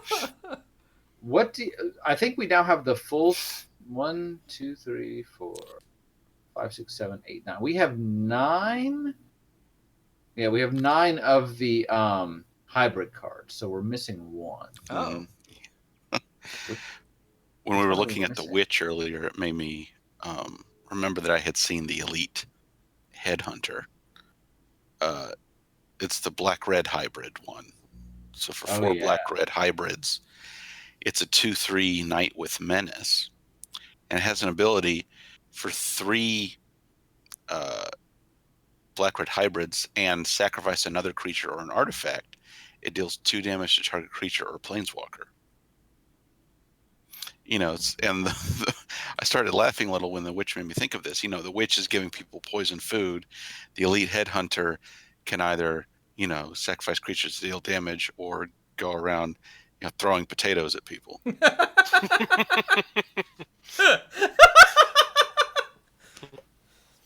Yeah, Because foods are artifacts. they are. Food fight! Clunk! Ow, damn it! Moving down in this with these, since we've got them, we have the Lock Dragon.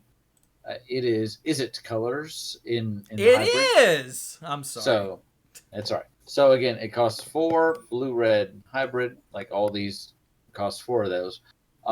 It's a dragon uncommon for a 3/2 with flying, and when it enters the battlefield or attacks, you may discard a card. If you do, draw a card. Ooh. Cool. So it's rummaging, not looting. But yeah, I like the fact that it can trigger over and over again. I think we covered the. Plus, the art is really Oakham- pretty. Yeah, I think we covered the.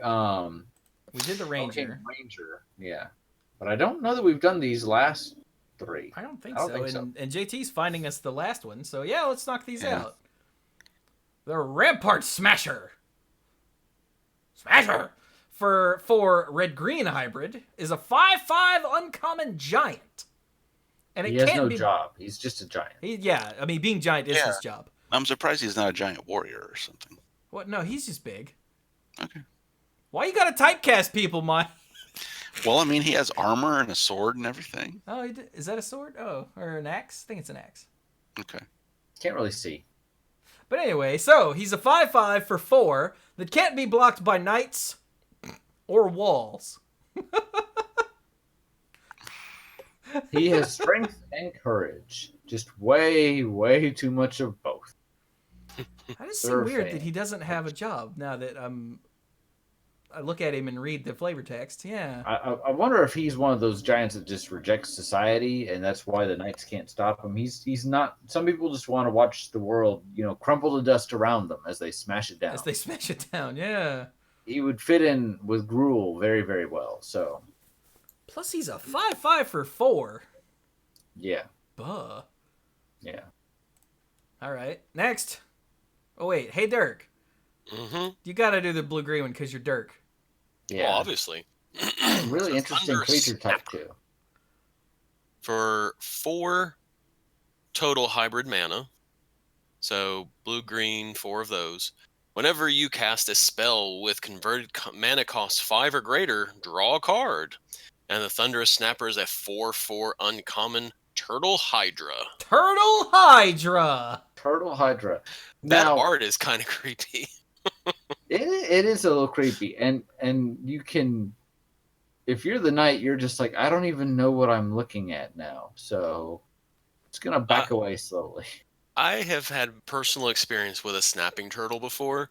Snapping turtles are scary. Yeah, they Yeah, are. Now imagine a snapping turtle with multiple heads. I personally would just look at that and go, "Yeah, I'm done.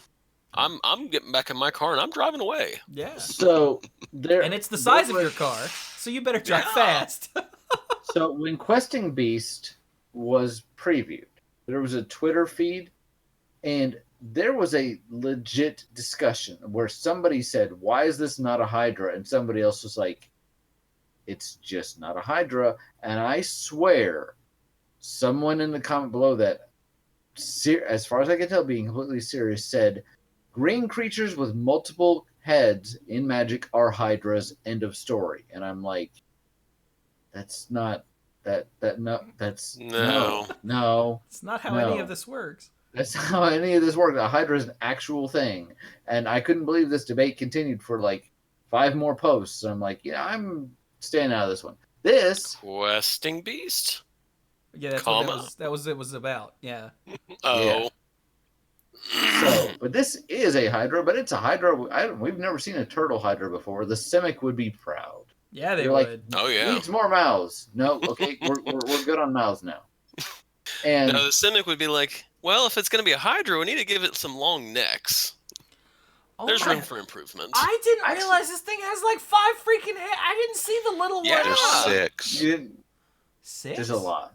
1, Yeah. 2, It's got, 3. yeah, there Oh are my god! 6 in the picture. Yeah. There's one on the side. Yeah. What the? Yeah. I can't say that on the show. What the hell?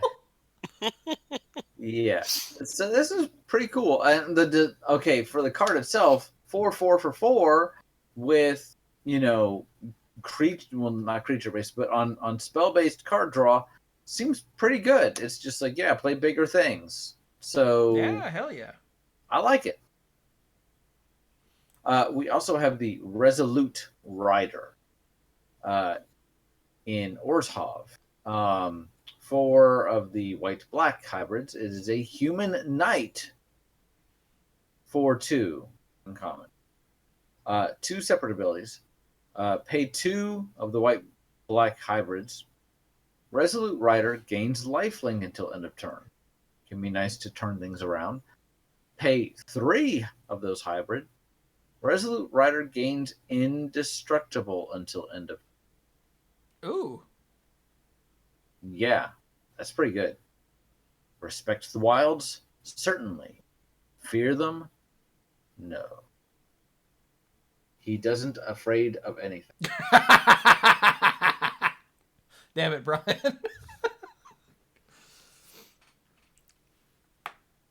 That seems solid.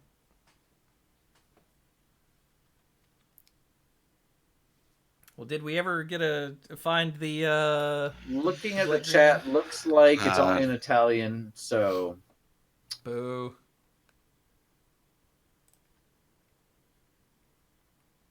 Can we get like an unofficial translation? Oh, Squee pointed out Rurik Thar is not a Hydra, so nope to that argument.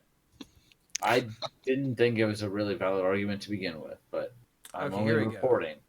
Skyatonic gives us an unofficial translation. Deathless Knight. Costs 4 black-green hybrid. It's a skeleton knight. It has haste. Whenever you gain life for the first time each turn, return Deathless Knight from your graveyard to your hand. Dude, Huh. really? What's its stats? Do we know? I don't know. He didn't say.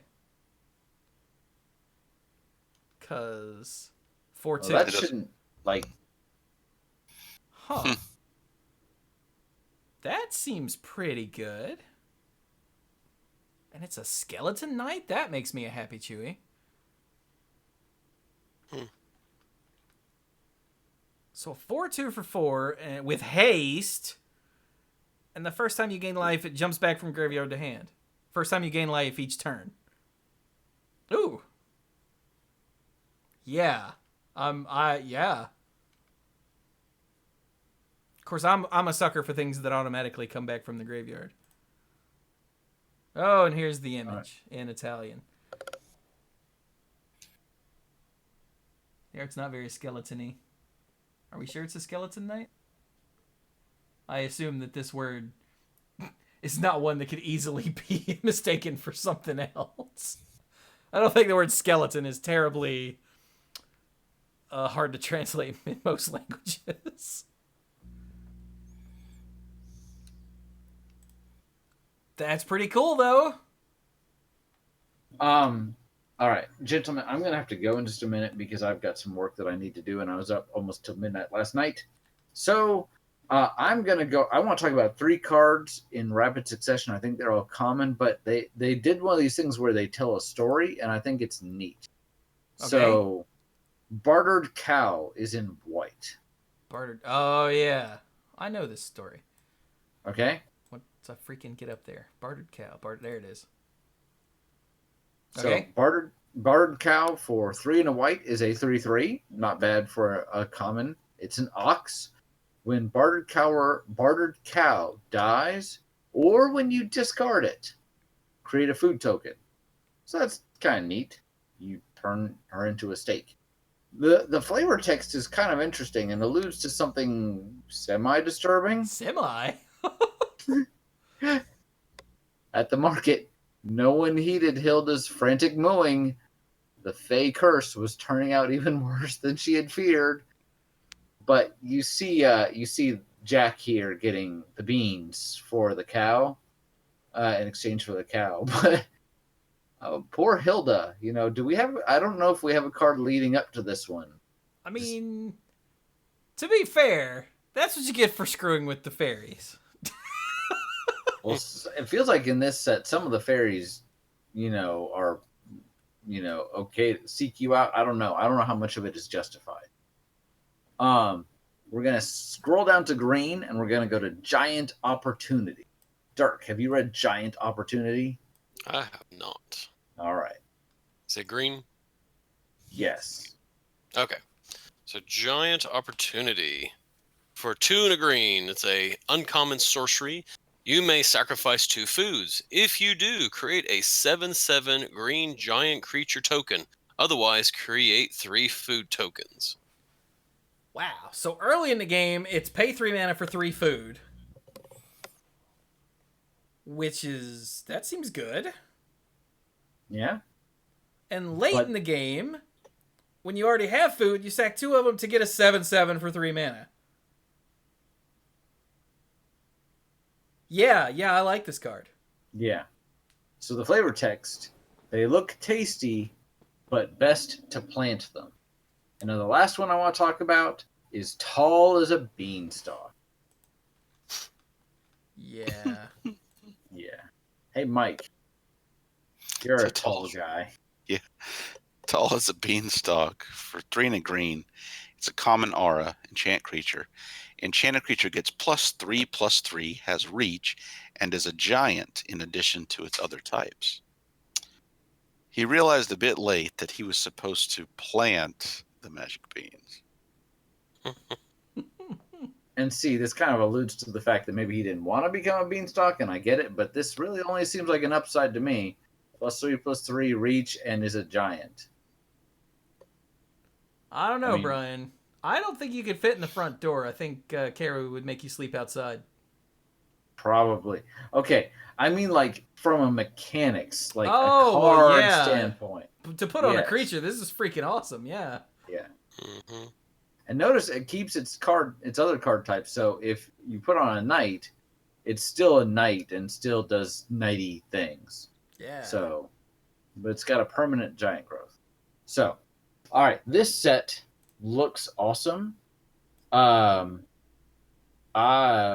realize I'm leaving before everybody else, so I know this is a discussion for later. But when you talk amongst yourselves, Samantha and I will be attending the pre-release at the place we have been going on Sunday. Assuming that they do one on Sunday, that would be when we could do it because we can't on Saturday. So I know so you want to do House of Cards? Yeah. Excellent. Okay. Yes. All right.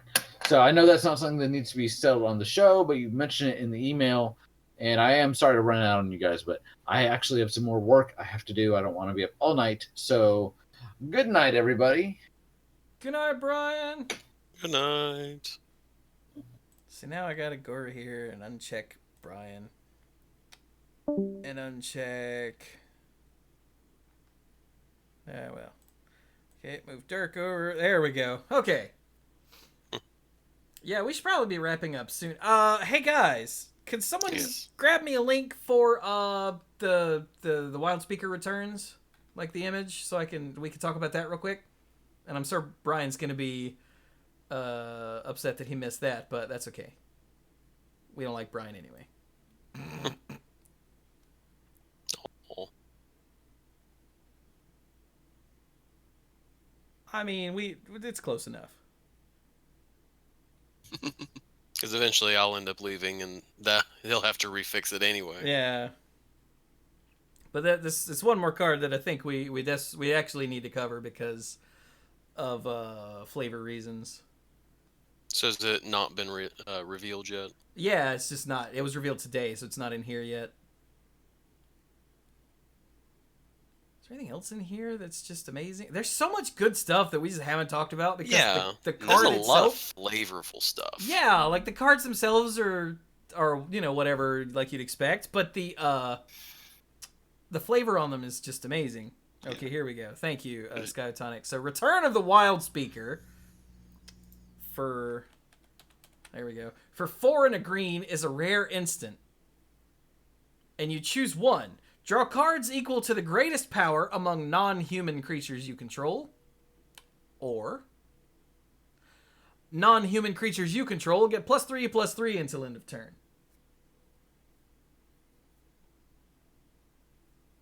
Was there flavor text on the normal version? I seem to remember there being flavor text. Would they? Okay, yeah. Hang on, let me... I'm surprised they would take that out for the variant. There we go. Yeah, the flavor text is, "The curse is broken."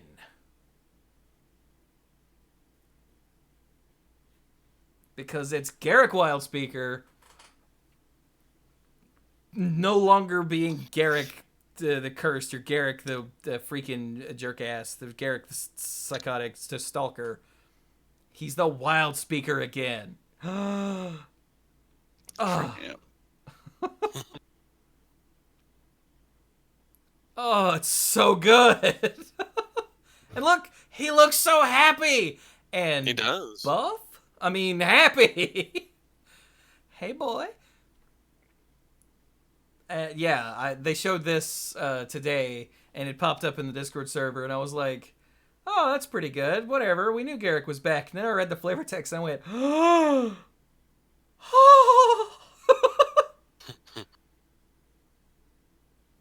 And I was like, well, of course the curse is broken, because Liliana died. And then my brain said, did she? And I went, wait, no. What? That's...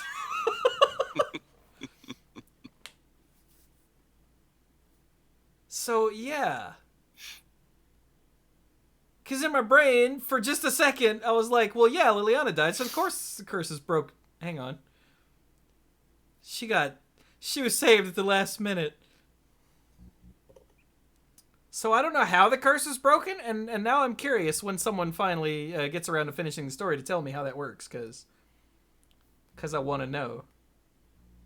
Unless, like, she had some sort of change of heart and made it break, or if he went on some sort of, quest to break it or something. I don't know. Yeah, because that would fit into the flavor of the set. Right? That he came here and was cured of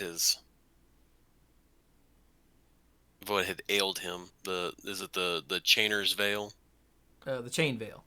Chain Veil. Yeah.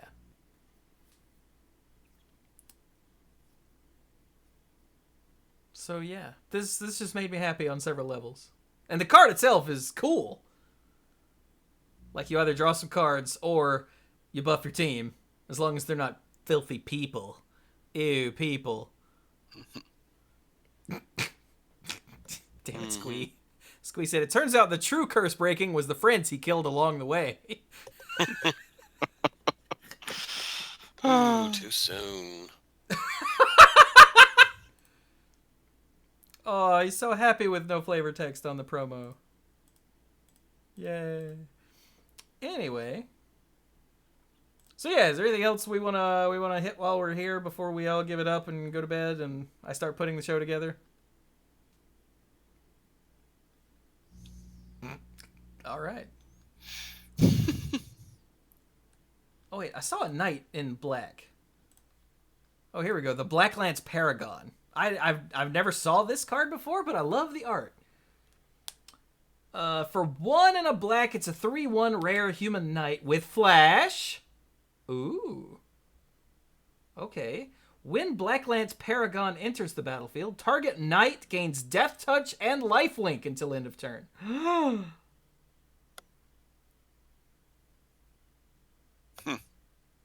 That's That's a hell of a trick. for 2 mana. Plus, it's a knight, Mm-hmm. so it can target itself as like an Yeah, instant yeah. blocker with Death Touch and Lifelink. Right. Or you use it as a trick and a blocker to kill something else. Or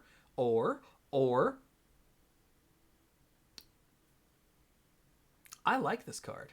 Plus, it's very pretty. Yep. The Black Lances travel deep into the wild, sometimes for years at a time, in search of the lost cauldron of eternity. It's right below you. It's right below you. Look, it's right there. I found it. Hello? Never mind. All right.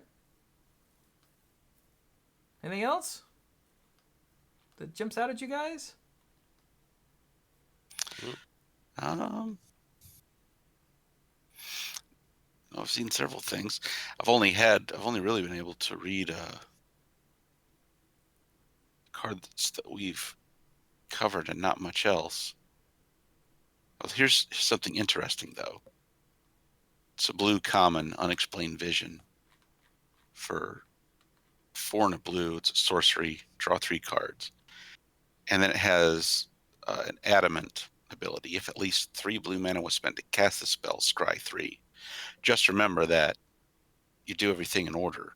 You would scry 3 after you draw the 3 cards. You don't get a choice. Huh. Draw 3 cards and then scry 3. Mm-hmm. Probably less good than the other way around, but still really good? Well, yeah, of course it's less good than the other way around. But you're getting to look at a lot of cards, so it's got that going for it.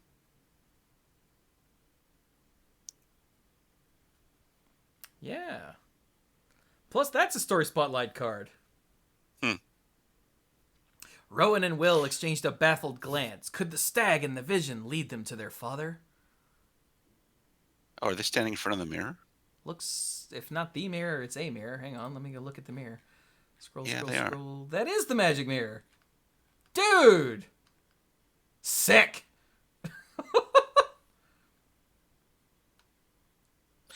I think I noticed in the chat commenting about the scry 3 draw 3 would be too good. There was an addendum spell that did that, right? I do not remember. I bet if you go to Gatherer and type addendum, it'll tell you real quick, though. Yeah, probably. I don't really feel like it. Okay, wait a minute. I saw something else in red. Did you see the weird red rare enchantment? It's Fires of Invention. Oh man, I need to. This is a for real card. Oh, tell us about it then. Okay, for 3 and a red, it's a rare enchantment. You can cast spells only during your turn, and you can cast no more than 2 spells each turn. You may cast spells with converted mana costs less than or equal to the number of lands you control without paying their mana costs. Huh.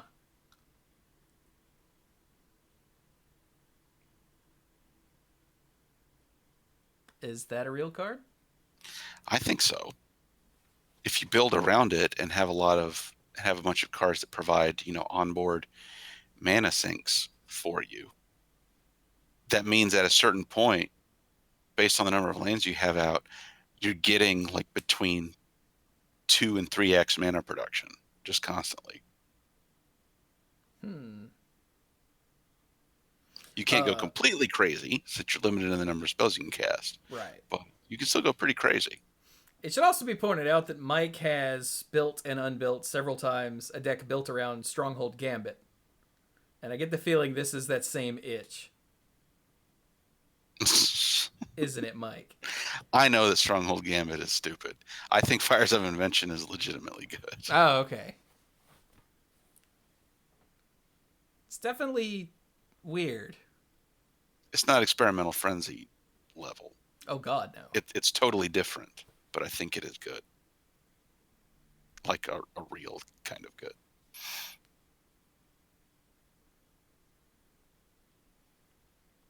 All right. I guess time will tell what sort of weirdos get a hold of it and Johnny the hell out of it. Mm-hmm. So what about the Iron Crag Pyromancer? I like her. Yeah, there's a lot of neat cards with this whenever you draw your second card mechanic on them. So for 2 and a red, she's an 0/4 rare human wizard. Whenever you draw your second card each turn, Iron Crag Pyromancer deals 3 damage to any target. I'll take a free lightning bolt, thank you. Fear of fire is a sensible instinct. If I were you, I'd be terrified. Look, chat is already coming up with stuff. Turn 4 fires, turn 5 red cavalier plus boar god with an activation mana for cavalier. Swing with cavalier and boar god, drop another creature, activate cavalier to pump team again. Jesus Christ, JT.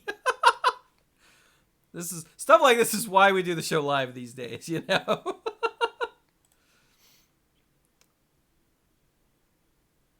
That sounds terrifying.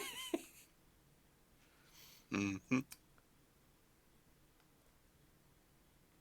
Are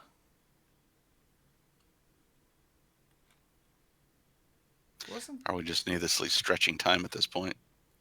I mean, I'm not really stretching time. I just want to make sure that we don't miss anything that's obviously insane. Okay.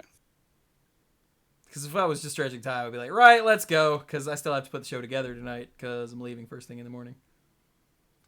So I'm going to be up late as it is. Yeah.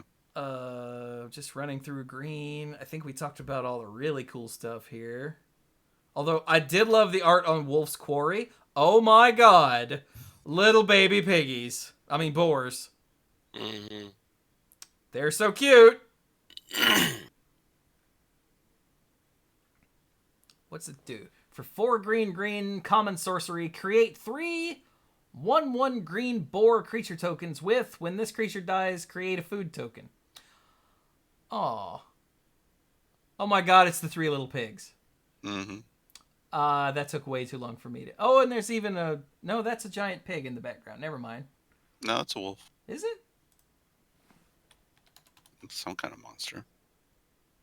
I don't know. It looks like it's got a pig snout. No. No? Maybe I'm just adding that in. Oh, no. The flavor text says the monster was gaining on them. Twice it had found them. There was only one place left to hide. God, it is the 3 little pigs. Okay. Even before I thought it was the 3 little pigs, I thought this was adorable, and I don't know if it's any good. 6 mana for 3 1/1s that give you food seems a little pricey. But maybe food is actually, like, super sick. I guess I don't think we're going to know until we start playing with the set. Yeah. Because it could be that food is just absolutely ridiculous, and you want all the food you can get, and you'd gladly pay 6 for some stupid boars that turn into food. Oh my god, chat pointed out in the art, they've got bacon strips on them. Bacon stripes. Because they are bacon. That does look like bacon. That's disturbing. Dang it, Magic. All right. Well, no, I mean, that's what juvenile boars look like, right? Kind of like how juvenile deer have those spots, camouflage spots. But then bacon, though. Oh, we didn't talk about Grumgully. That was on Monday Night Magic. Hey, Well, Mike, you saw Grumgully, Unfortunately, right? I've got to leave, so... Oh, now Dirk's got to go. All right. Yeah, it's like 10:30. I have to go. All right. Well, have a good night, my friend. All right. Good night, everybody. And I, Well, now it's just us again. Say, Mike, tell us about Grumgully real quick. all right. Grumgully the Generous is a legendary goblin shaman. An uncommon for 1, a red and a green for a 3/3. Each other non-human creature you control enters the battlefield with an additional +1/+1 counter on it. Yeah, and as we pointed out on Monday Night Magic, it's an infinite combo with Skirk Prospector and Murderous Redcap. Yes. Yup. Brah, brah, brah, brah, brah. So that makes me happy. And it's also just really good without infinite combos. Like a 3-mana 3/3 that just makes your other stuff better? Okay. It doesn't even say non-token. It just says non-human. Mm-hmm. Oh, what? Now your stupid 1/1 boars are way better.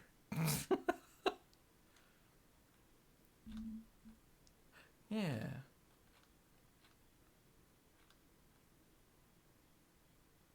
Oh, and Lucky Clover and artifacts. This card makes me happy. For 2 mana, it's an uncommon artifact. Whenever you cast an adventure, instant, or sorcery spell, copy it. You may choose new targets for the copy. That's good, right? Yeah, that is. Okay, just making sure. I had not seen the art on Sorcerer's Broom. Is this like Rob Zombie's Fantasia? Basically. Oh, and it makes more brooms when you sacrifice permanents. What? Okay. And it's a Mike, why is it a... This card worries me. I didn't notice that before, that it's an artifact creature spirit. So for 2 mana, it's a 2/1 uncommon, what Mike said. Whenever you sacrifice another permanent, you may pay 3 mana. If you do, create a token that's a copy of Sorcerer's Broom. Huh. So Spirit is a relevant creature type, but I don't think that's going to make any difference in, like, the modern Spirit deck. But... Well, no, yeah. For me, it's just interesting. An artifact creature spirit. Yeah. Plus, it just keeps making more brooms. And then Yensid has to come down and fix your screw up because you're a stupid Mickey and no one likes you. Stupid Mickey. All right. Well, we probably hit the high notes at least, I guess. Right? Yeah. Yeah, I think so. Yeah. I can tell you're starting to lose interest anyway, so. Yes, I am. All right, let me get Brian Dirk off the screen. There we go. Oh, sorry. Someone brought up... Well, I'll save that for my final thought. What? Okay. Oh, I guess it is final thought time now. Yeah. Yeah. Someone did bring up the Stone Coil Serpent. It's an artifact creature. It's a snake. It's rare, and it costs X for a 0/0 that enters the battlefield with X +1/+1 counters on it, but it has reach, trample, and protection from multicolored. So an X cost creature with built-in trample is really compelling. And a weird form of protection. Mm-hmm. Huh. That's pretty cool. Yeah. But anyway, yeah, there's a lot to like about this set. A lot of neat stuff, a lot of funny and entertaining stuff, a lot of good stuff.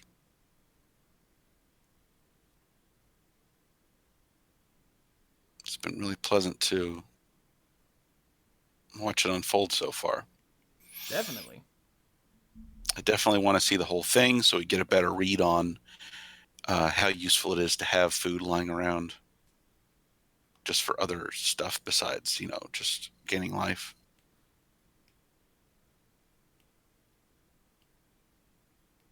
I still really, really like the whole adventure thing.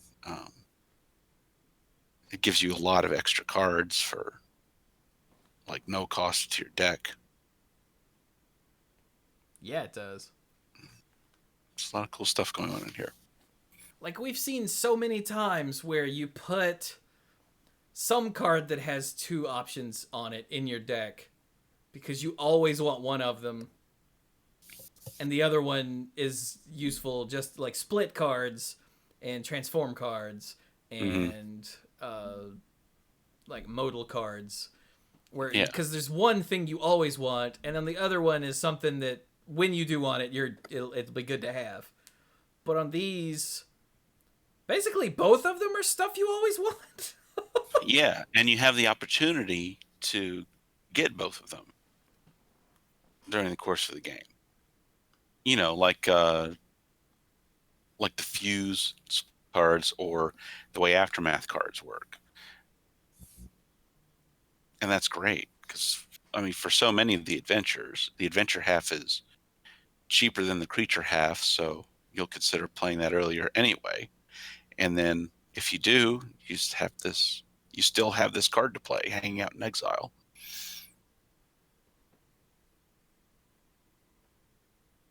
Yeah. And it's a warm body to put on the battlefield. Mm-hmm. Which, like, you always want. Yeah. I like it.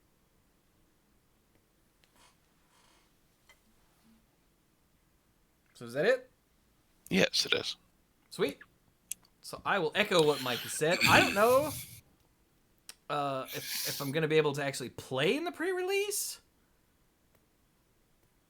but I'm almost certainly going to go to the pre-release. Because, holy crap, there's so much good stuff. And I really want to, especially if Sam's going, like, I really want to see Sam, like, light up as she, like, oh my god, look, it's this card that I know from, this story. Mm-hmm. And that just makes me happy. Yeah.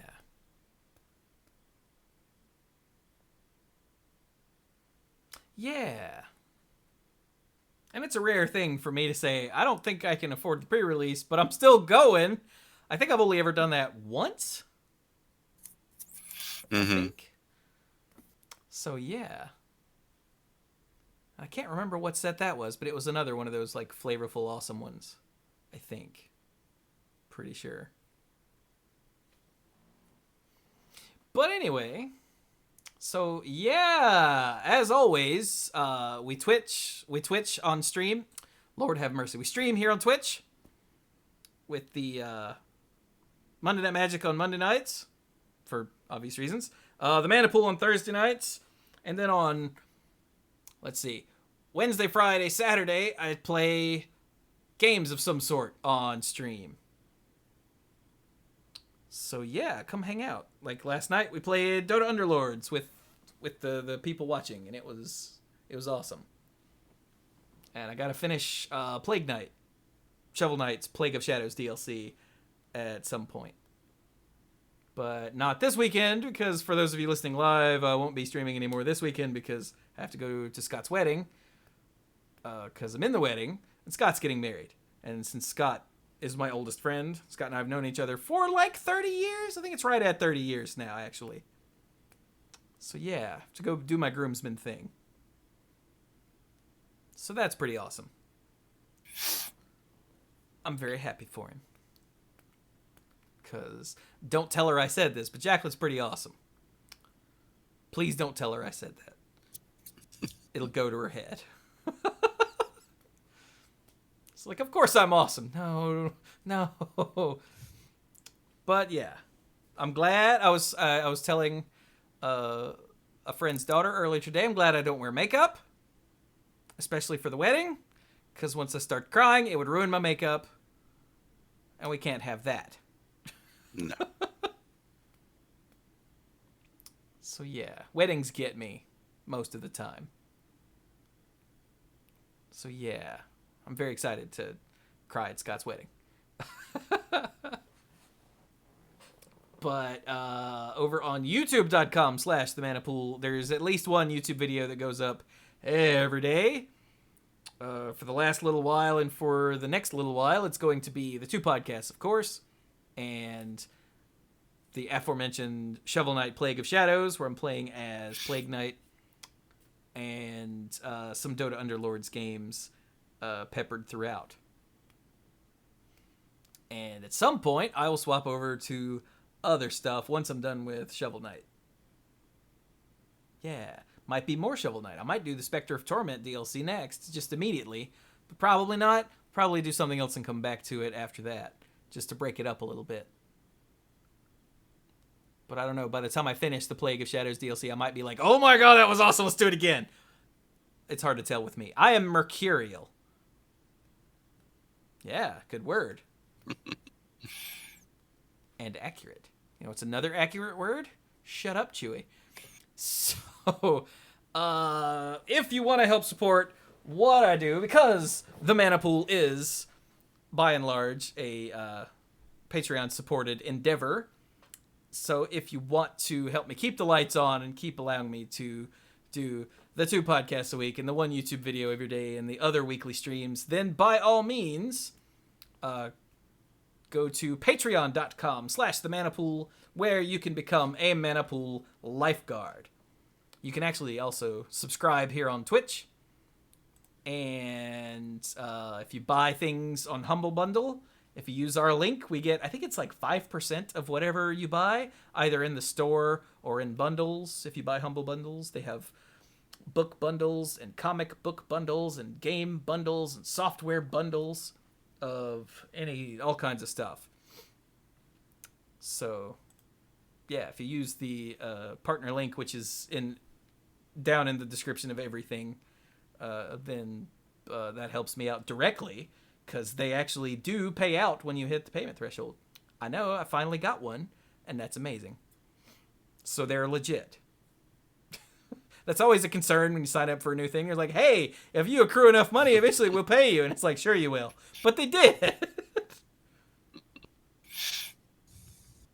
So yeah, that's just a few of the ways that you can help support what we do. The easiest way is just share things. If you like the podcast, then share it somewhere. Tell people about it. Spread the word. Word of mouth is insanely powerful.